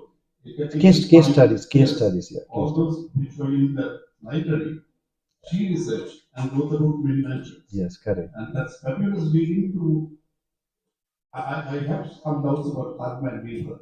But that is one book which showed me that there's possibility. more than possibility for it. Okay, right. And therefore, for Rebirth, maybe Karma. But Karma is only one of four. One story, many case studies are there. One is about actually about a lady in New York. She was like this lady in New York. She had some problem, She had some problem with some issue with her domestic life and something. But she was a very spiritual person also. So what happened? She went to Edgar Casey. She was a very spiritual person. And then he went to an unconscious state, and she was using her hand for her career. She used to sell jewelry or go for advertisements. She used to sell her hand, in other words. She used to use her hands. She was so beautiful, the hand especially. And for jewelry especially, they used her hand for advertisements. And then once, then when she went for this reading, it was said that she was like she was a nun at a certain time, and in that nunnery she used to clean the toilets and everything with so much good feeling, like with faith and good feeling, and that is the thing that have brought her beauty. And the spiritual inclination she's having was that birth as a nun, and she has had like this so many like that. And then the other issue also, so like this, so many case studies, very interesting. And there was a solution also, even for the tooth, or sometimes poison was administered. And then the mother had so much faith, and there was no cure from anybody. Like this, are so many. It's good. It's a good thing to just for your knowledge.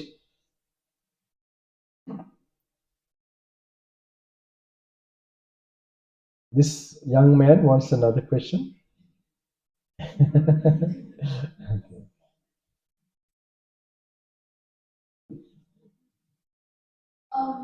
So some people in friendships, they look for friends who buy them gifts and everything.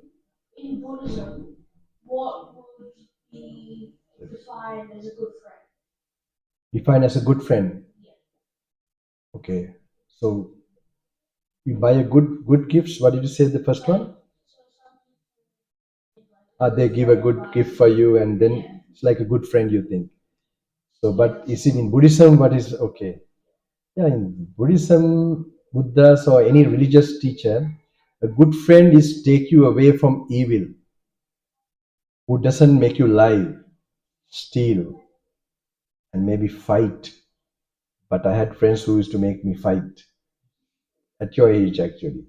But a good friend is someone who takes you away from, who actually he's a person who,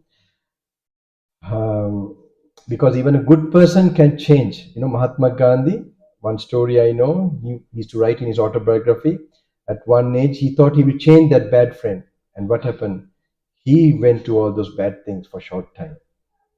So a good friend is someone who does not do bad himself, not necessarily doing good to you. Who is not doing bad to who set a good example. He's a good friend. You get it? Yeah. Of course, it will be nice someone who even takes you to way of nibbana, liberation. You'll be the best friend. But at least the least qualification or the condition will be there.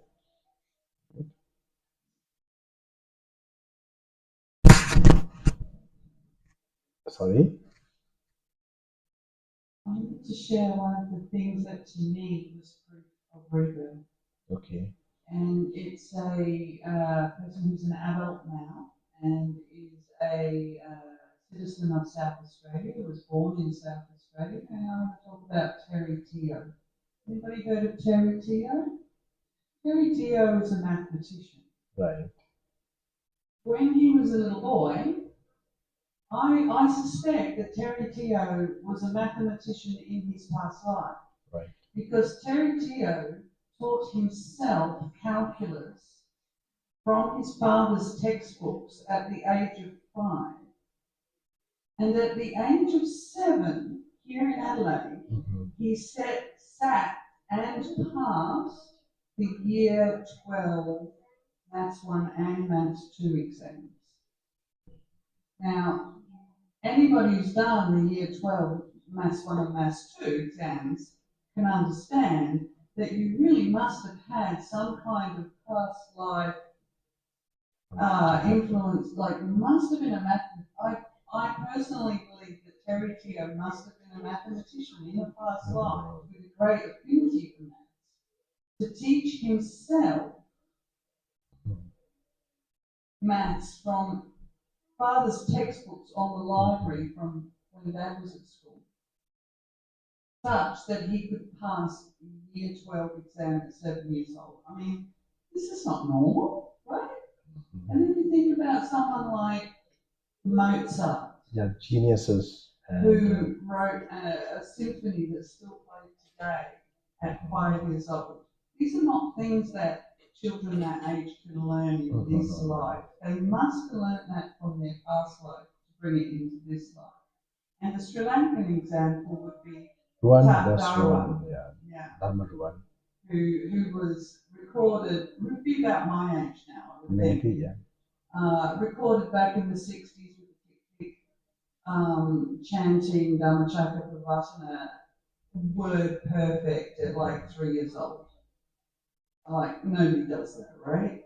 So when you look at these child prodigies, I truly believe that child prodigies are a great example of proof of rebirth. Because if you didn't have those qualities from a past life, how could you have them at 5? You know, like really, or at 3, like Dhamarawan. Dharma Ruwan, yes. I'm sure I pronounced it wrong, but Yes. thank you. I wanted to share that. Yeah, it's true. There's one book called Spectrum of Dhamma. In the Spectrum of Dhamma, this nutshells in Buddhism by Narada Thera. He explains all this, how to prove about the rebirth and all that. I have my personal experiences also, but I don't know how much time we have.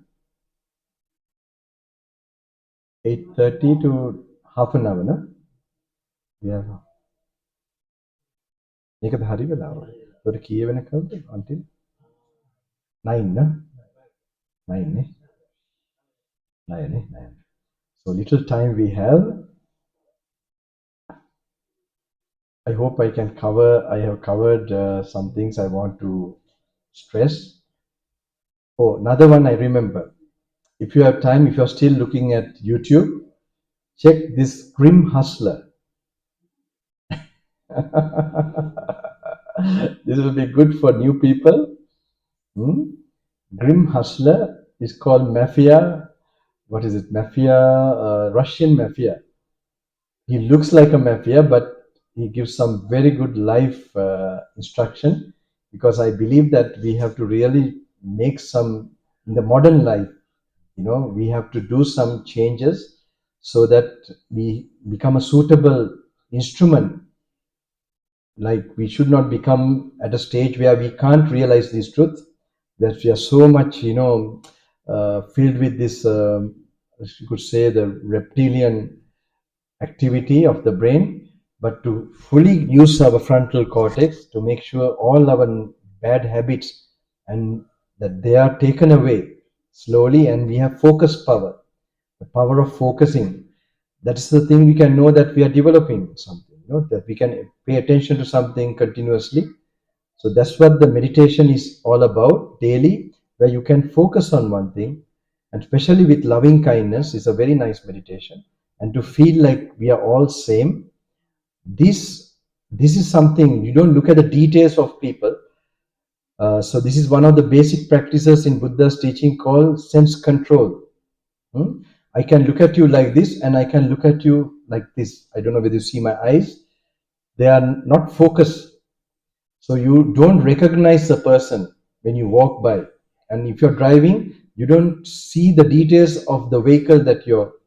This way you will be reduced the monkey mind. You're not allowing things to register in your clear. You choose what you want to see.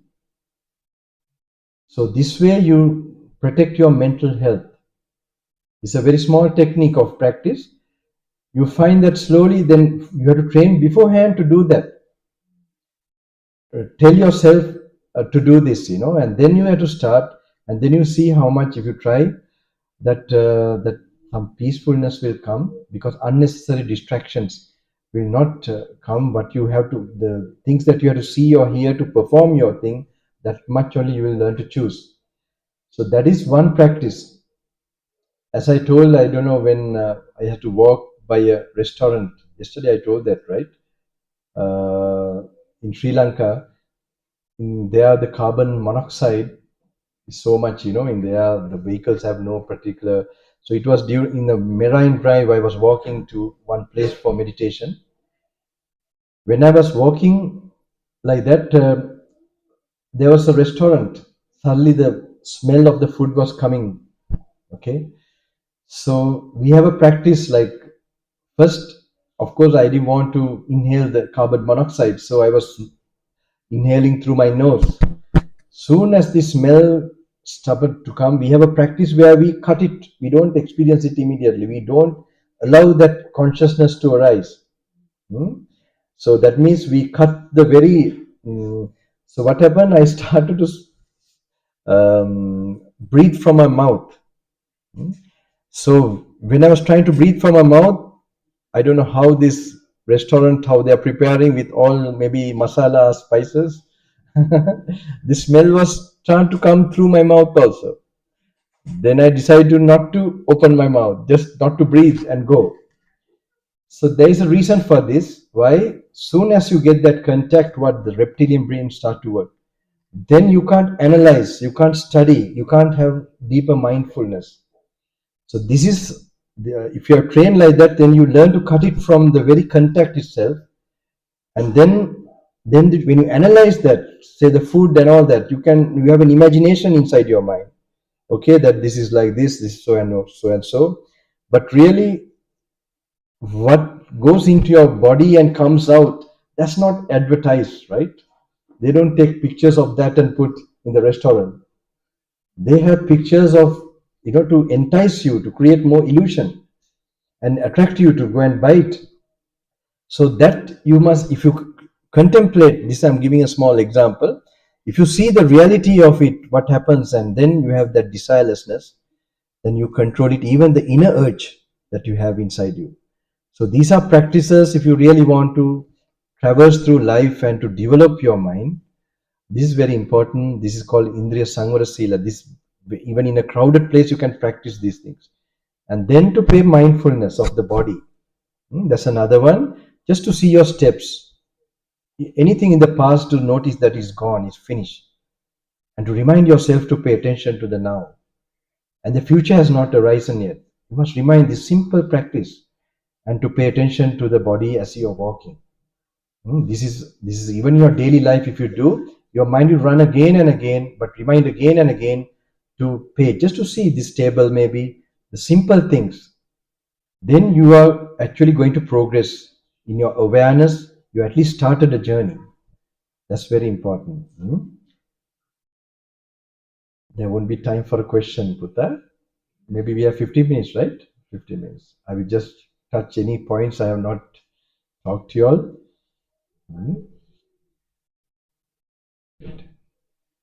Wait.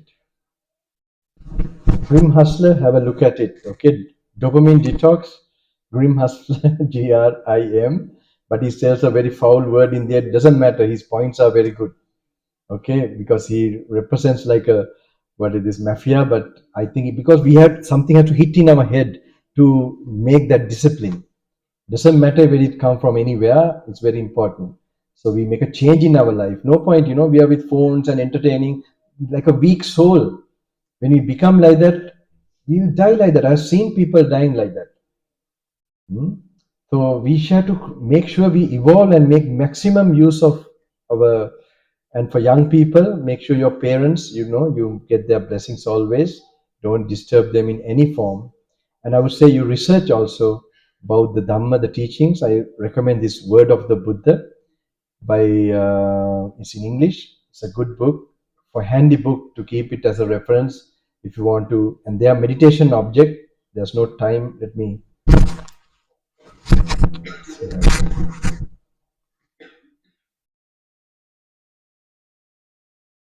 Okay, we go through just one.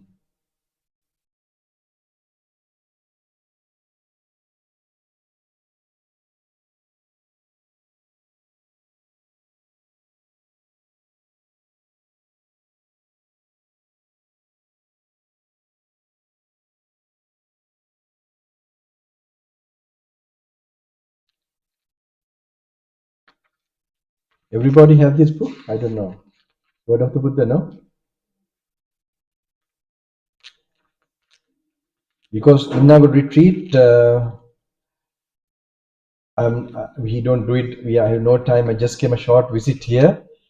But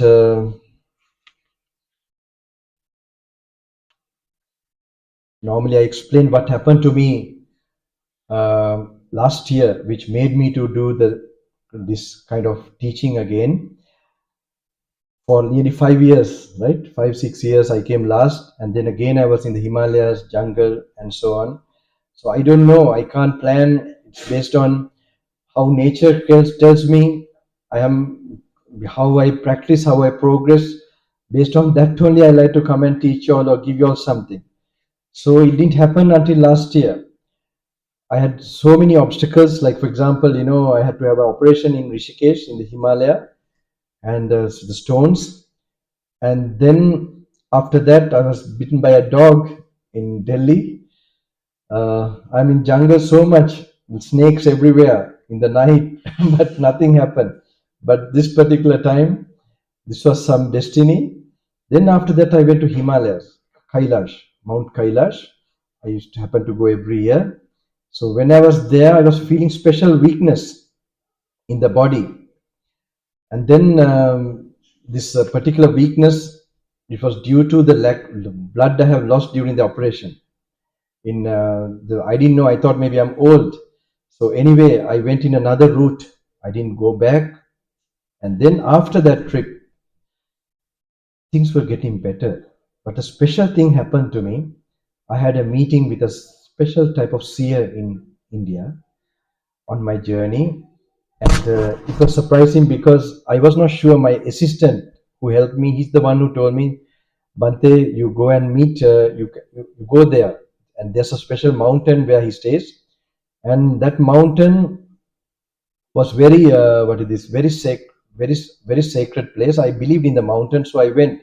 But to meet him was like lakhs of people. Now he's performing certain, service and miracles. So people are getting very excited about it. He's gone like viral. So I went, and I was there as little bit disguised. First trip I went, I came back. Second trip I went, there's a flight that goes to that area. In the same flight, he was there. So later, anyway, a lot of crowd. In the night, we landed in that airport, and then I was in the side, and he called me. He asked, are you going to that place? I don't tell the name. Then I said, yes, I'm going. And he took me in his vehicle to his parents' home. He was going after a big tour.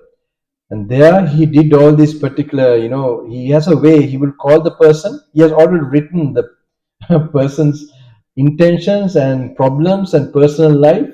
And then he gives some solution also. That's how he's become very famous. But it has been put to the media and everything. So it's gone viral. In India, it's like a wildfire. So he does like that. So what happened? He took me also. He also did something. He did the same. And he said, supposed to be we both have been in before life, according to him. Now that's another thing. How I was meeting him again and again. It was very surprise for me also. That conditions, even lakhs of people are there. I happen to be, he happened to take me, and he always noticed. And I was able to go through security and all that. So later he told me, because we have been together in the previous life, we are doing the same practices. Like he's like my same image. So what he did was, the main thing was, one day he came in the night time, not enough, he told me. I was wondering, what is he telling, not enough? Then he explained to me later that I came again, my meditation. I was doing my meditation. So later I went to Sri Lanka, in India, again I was practice, I came again. And then he told again, like when I asked him how, from far away, he said like this, medium. So then he said, I will explain to you. And in a room, I'm trying to say fast, quickly, a certain point, in his room, at about 2 o'clock in the night, it's so like a very interesting experience, very fairy tale like, in a dungeon like place. He told me, there is this meditation where the ego fades away. Know me, like who am I? That is specially done by Ramana Maharishi in the south of India. So he knew the closest to that. When you do that meditation, is the highest meditation. You do that meditation, we will have to search for you, he was telling. I know he doesn't do this type of practice, but he saw something that, then also another thing, there's a book near me, that you read this book, that when you read everything will become clear. So I'm having this book, actually a big book called Buddha's Kindred Sayings, or Samyutta Nikaya. This book I'm having, I take it to Himalayas everywhere. As a young boy, I used to go through it in a very contemplative and a deep way. But later on, I was driven by this like energy practice, the samadhi and like compassion and this willpower, this kind of practice. So that way, I was not doing that analyzing practice. So anyway, he was telling me this, when you do that, then this will clear. Then I started to read again, came to the jungles in Sri Lanka, and then I was going through, not sitting for long in meditation, but analyzing. Then I came back again. Then he was telling 80%. I saw how fast. Later on, I went to another jungle and came, and then he said 120%. Then only I started this tour and everything, and giving retreats, where giving this initiation from the Buddha's original word. I think few of them went through it in Melbourne, right? And it's something where I'm not the teacher. I take the Buddha's teaching. My teacher gave me this when I was 23 years old. When I stayed with him, the first retreat I stayed with him, 2 weeks. The same thing I'm giving them.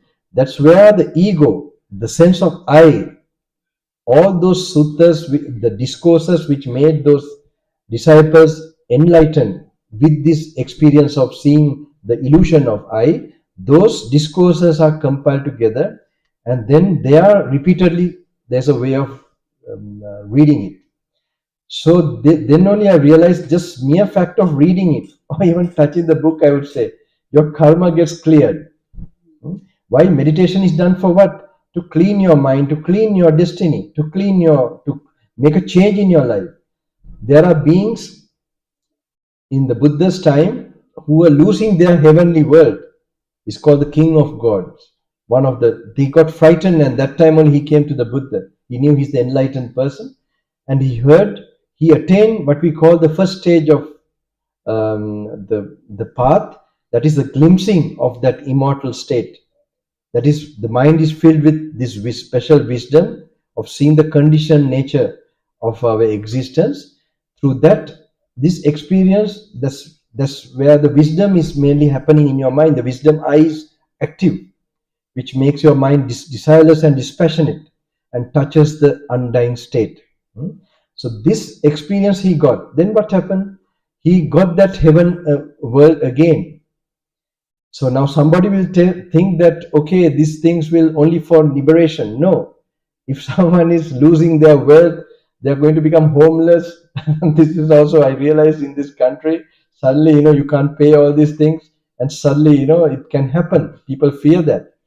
So this so much, I can now understand, so much merit, good karma, good positive energy, which will clear your destiny, happens by reading, simply reading and contemplating. This is what it's there. It's not just like something you read only, but you have to apply. I can't teach that now in this short moment, but one we will read.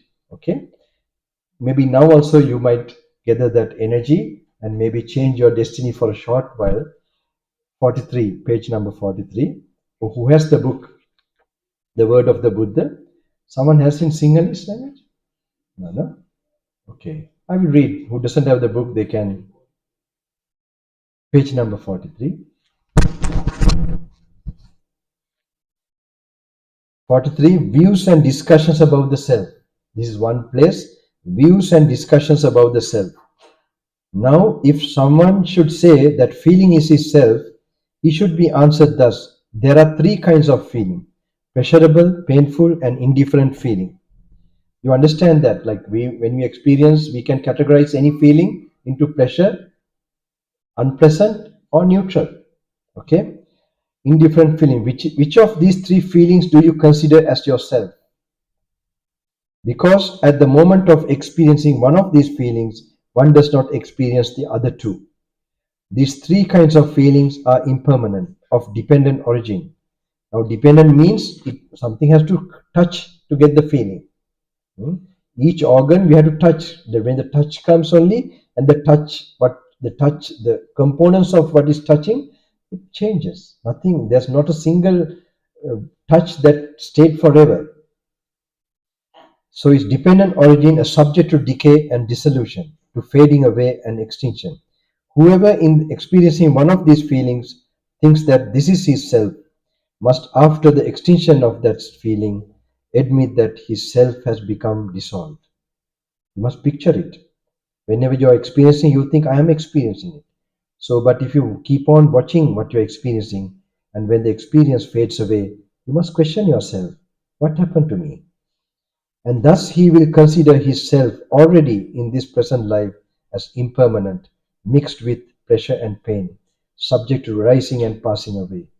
If anyone should say that feeling is not his self, and that his self is inaccessible to feeling, he should be asked thus, now where there is no feeling, is then possible to say, this am I? For example, your legs when you're seated, if it becomes numb, okay, and if you don't see from your eyes, you get a feeling whether my leg is there, right? So you can see when, even in a gross way, when you get the sensation, then only the feeling comes, my leg is there, it's my leg. Now, where there is no feeling, is this possible to say, this am I? Or another might say, feeling indeed is not myself, but it is also untrue that myself is inaccessible to feeling. For it is myself that feels, myself that has the faculty of feeling. Such a one should be answered thus. Suppose that feeling should become altogether totally extinguished. Now, if after the extinction of feeling, no feeling whatsoever exists, there is it then possible to say, this am I? These are to be contemplated. Okay, in a short thing, and the other one, a short one, I will quickly cover. Okay.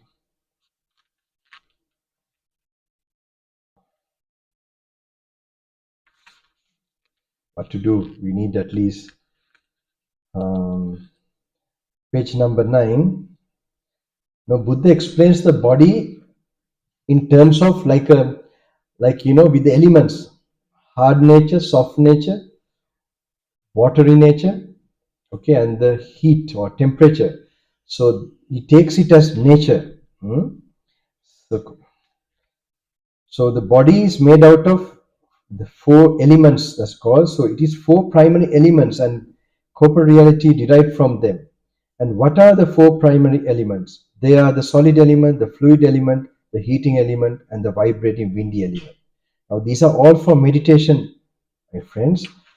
So we skip to page number 10. What now is the solid element? The solid element may be one's own or it may be external. Now I'm teaching you an entirely different way of focusing. 2600 years ago, the enlightened master, how he created this wisdom in his direction. So if you want to get enlightened, we have to get their thinking. The purpose of their thinking is to get to that enlightenment. So just one little bit, this is very simple. What now is the solid element? The solid element may be one's own or it may be external. And what is one's own solid element? Whatever in one's own person or body there exists of karmically acquired hardness, firmness. According to Buddha, this body, this material gets formed due to past karma. So karmically acquired hardness, firmness, such as the hair of the head, hairs of the body, nails, teeth, skin, flesh, sinews, bones, marrow, kidney, heart, liver, diaphragm, spleen, lungs, stomach, bowels, mesentery, excrement, and so on. This is called one's own solid element. That means in this one's own space, which we cling to as ourself. So in the hair, you have other elements also, but this is predominantly there, the hard nature. Okay, that's why now whether it be one's own solid element or whether it be the external solid element, they are both merely the solid element. Now it is a meditation where you see the hard nature, like my cheekbone, or the hardness of this is same. This way, like for example, urine inside you is the watery element. It's more mostly when it goes into the toilet. What happens? You know, when it's here, we feel it's my urine. Okay, when it goes into this thing, same way the blood, the flowing this thing, or in the tap, the nature of flowing or nature of liquidity is same. This is a mental awareness. This is the reality. This we are seeing the solid. So these elements coming together, this makes an idea, the person. When we dissect it and separate it and see like that, then what happens? Then that idea of illusion of a self we begin to see. And this is also very elaborate. Even consciousness, it arises, with these organs, with the body. Without the body, the consciousness does not arise in the air like this. So consciousness, in the consciousness only we experience something as, someone shouted at me or someone said good to me. These things are experienced. It's a part of consciousness, being conscious. So when they happen, if you happen to contemplate and see yourself as empty, we take each nature out and then you see that this is only a mental idea.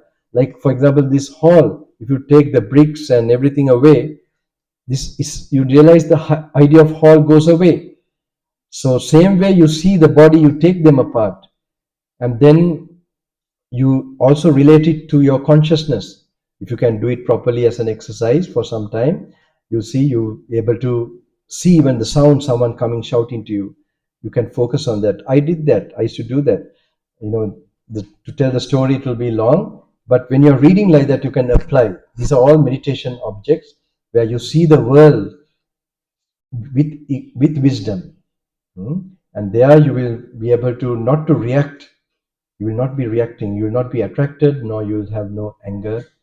This will happen. Your mind will become peaceful due to wisdom. So we can't go further. Dependent origination of consciousness in the page number 13 also. Now that means the I is necessary, the object is necessary, and the reflection is necessary. Then only the I consciousness will arise. Ear is necessary, sound waves are necessary, and the manasikar or reflection is there. Then only the ear consciousness will arise. These are very important. You will have a lot of knowledge, but someone has to explain a little bit how it happens. Otherwise this is all ancient wisdom about which will lead to self-realization. What is the self-realization? There's no self. Okay, what to do? We have at least this much time. So Said that there is one kind of consciousness. There are six different consciousness.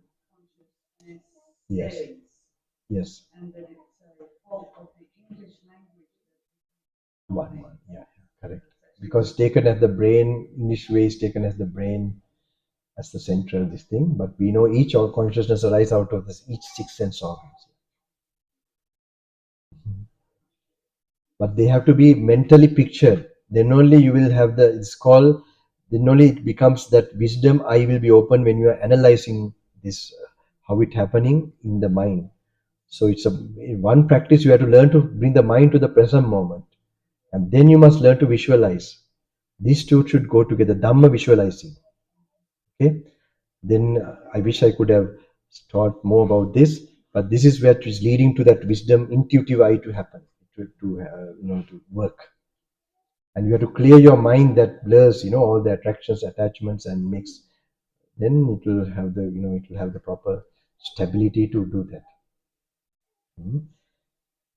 So, you're a kantinani. You have to finish, no? Okay. Okay. So this is also impermanent, right?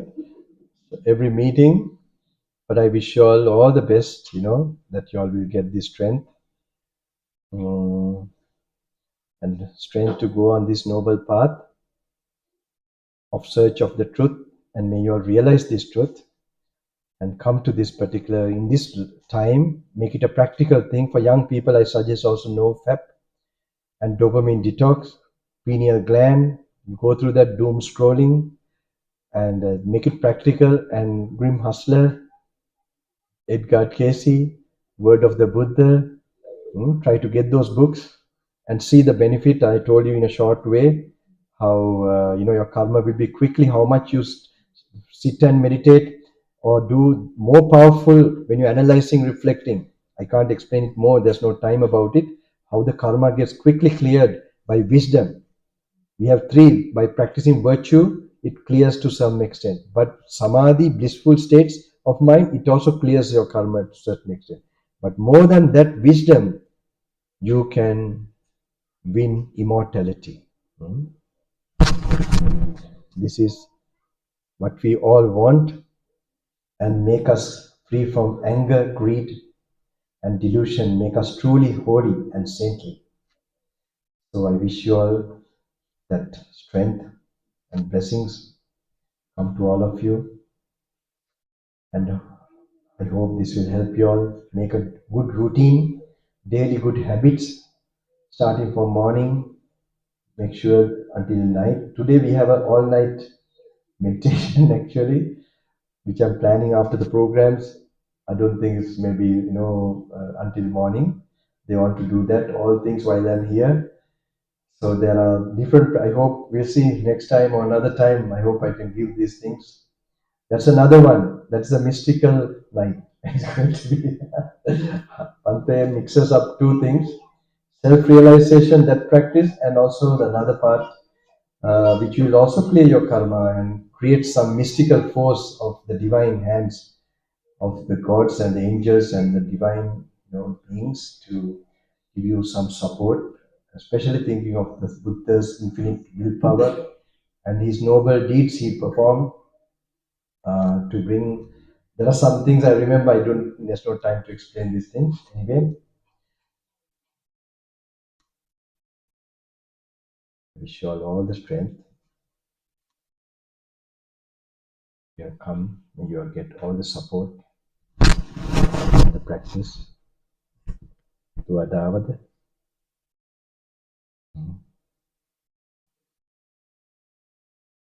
Supateva.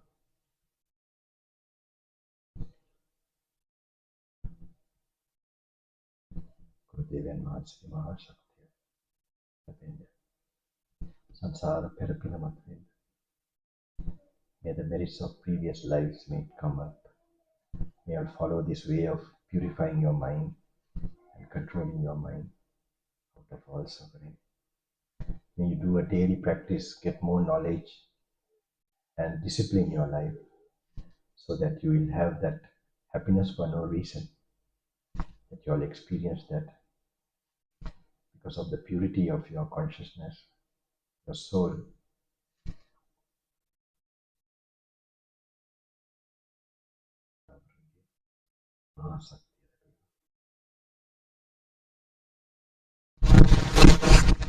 Anyone feels something still disturbed, feel worry about in their life, can they raise their hand a little bit? If anyone has, that I can pray for you all. Now, something disturbing. You're looking smiling, how can I? But okay. Not some flu or something.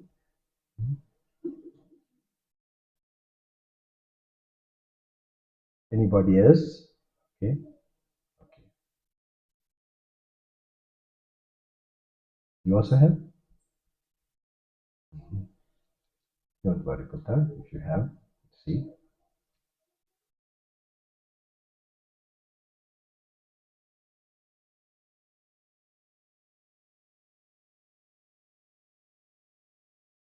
Vilasana.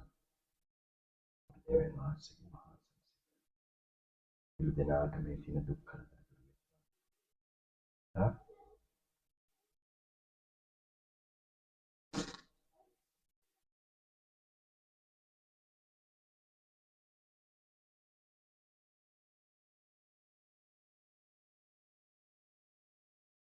Somebody met me in Buddhagaya, they told me, did they come? Oh, really? Okay. How many? 12 years back? 15? 2008? Oh, my goodness. That time starting to go to Kailash that time. Yeah. We meet again here. I hope all of you all will get all the strength and willpower for the path. Make a daily routine. That time I was quite young, now getting old, body. So time passes. And I wish you all, you're from mainland of China or Taiwan? Or? Okay, yes.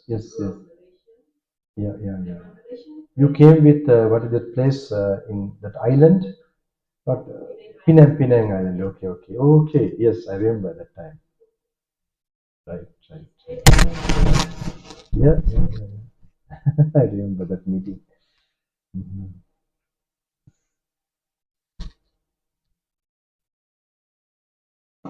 අර මේක ගලන්න බලන්න. දෙවෙනි එක දාන්න චක්කවල. තමයි පොට්ටකින්.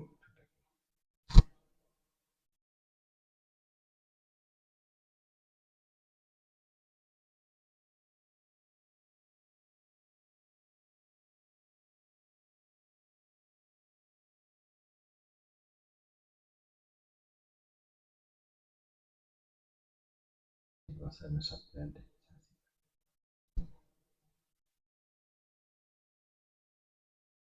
සංසාර පෙරපින මත වෙන්න. සිළු බාධා දුරු කරලා නැති කරන මාර්ගය මත. දෙනාට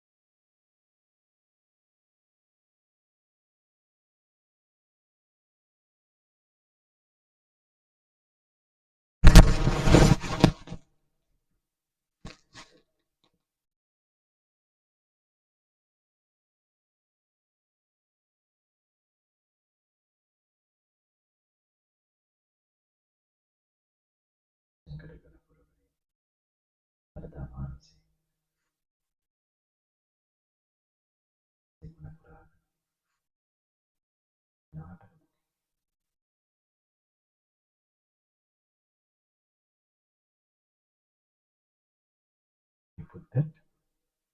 With the Gatha.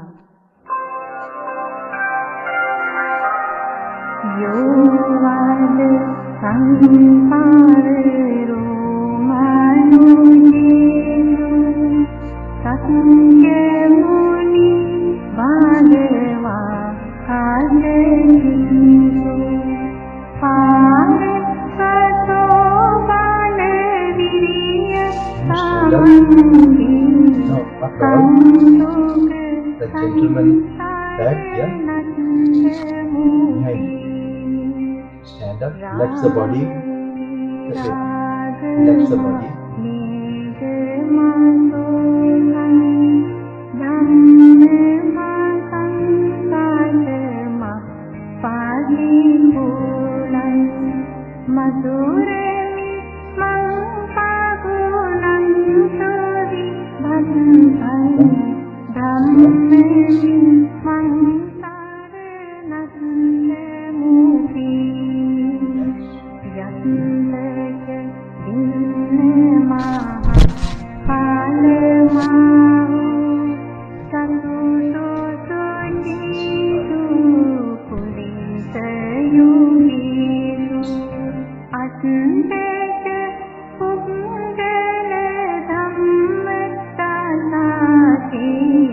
සංගමි මන්තරනන්දමූපේ.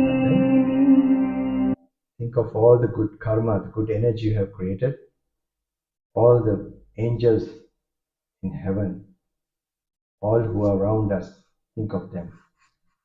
In the four directions, King of Gods, Sakradevin, Sahampati, Brahma, Diviraja, Mahaswata, Satarva, Ishivaru, Munivaru, Siddharlada, the Buddha Sasana Arakshakan who are protecting these noble truths, noble teachings, all the divine entities in the nature and in the heavens, in the highest heavens, may they get a share of these good deeds of listening today, creating this positive energy.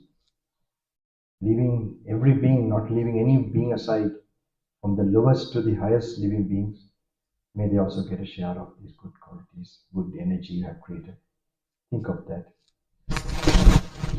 All your ancestors too, wherever they are reborn or whatever existence they have, starting from your parents, you think of them. Be grateful that you have this body. May they all reach peacefulness, whatever way, whatever being.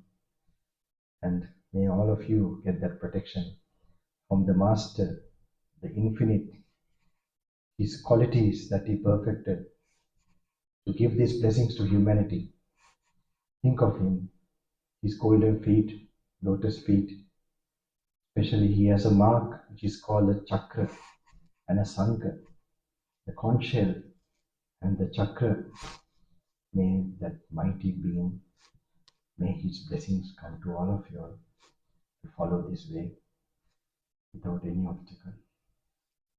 In the Roma Dhatuva, Ansigi Mahaguna Bale, Dukanan Vashin Loka Satyat, Shantinayakan Vashin, Buddha Katita, Ansigi Karuna Vyaramana.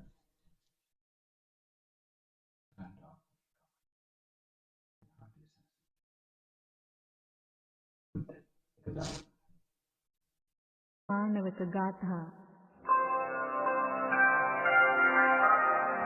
යෝවාද සංසාරේරෝ මනුජීසු සත්‍ය මුනි භාගවා ආදේසු ආරසතෝ වනවිරිය සමන්දි සංසුග සංසාර නන්දමූපි राग रागमा Nigma धम्मा संसारमा पादिपूलं मधुरमि मंपागुलं सुरि भन्तं धम्मे Mansar नन्दमूपि यन्तक दिन्नमाः कालमाहु सतुसुषिषु पुलिसयुगीषु अन्तक पुङ्गलधम्मतनाति सङ्गमि Mansar नन्दमूपि. Stand up, relax the body. Aidanda. මානවක ගාථා යෝවාද සංසාරේරෝ මනුජීසු සත්‍ය මුනි භාගවා ආදේසු පස්සේ මින මාත්ත පොඩ්ඩක් එන්න මෙහාට. මාත්ත විත්‍ය හේතු වෙලා ඉන්නේ. විත්‍ය හේතු වෙලා ඉන්නවා. මෙහාට වගේ සයිඩ් එක නෑ අර මහත්. පොඩ්ඩක් සයිඩ් එකට තව ටිකක් රිලැක්ස් කරන්න.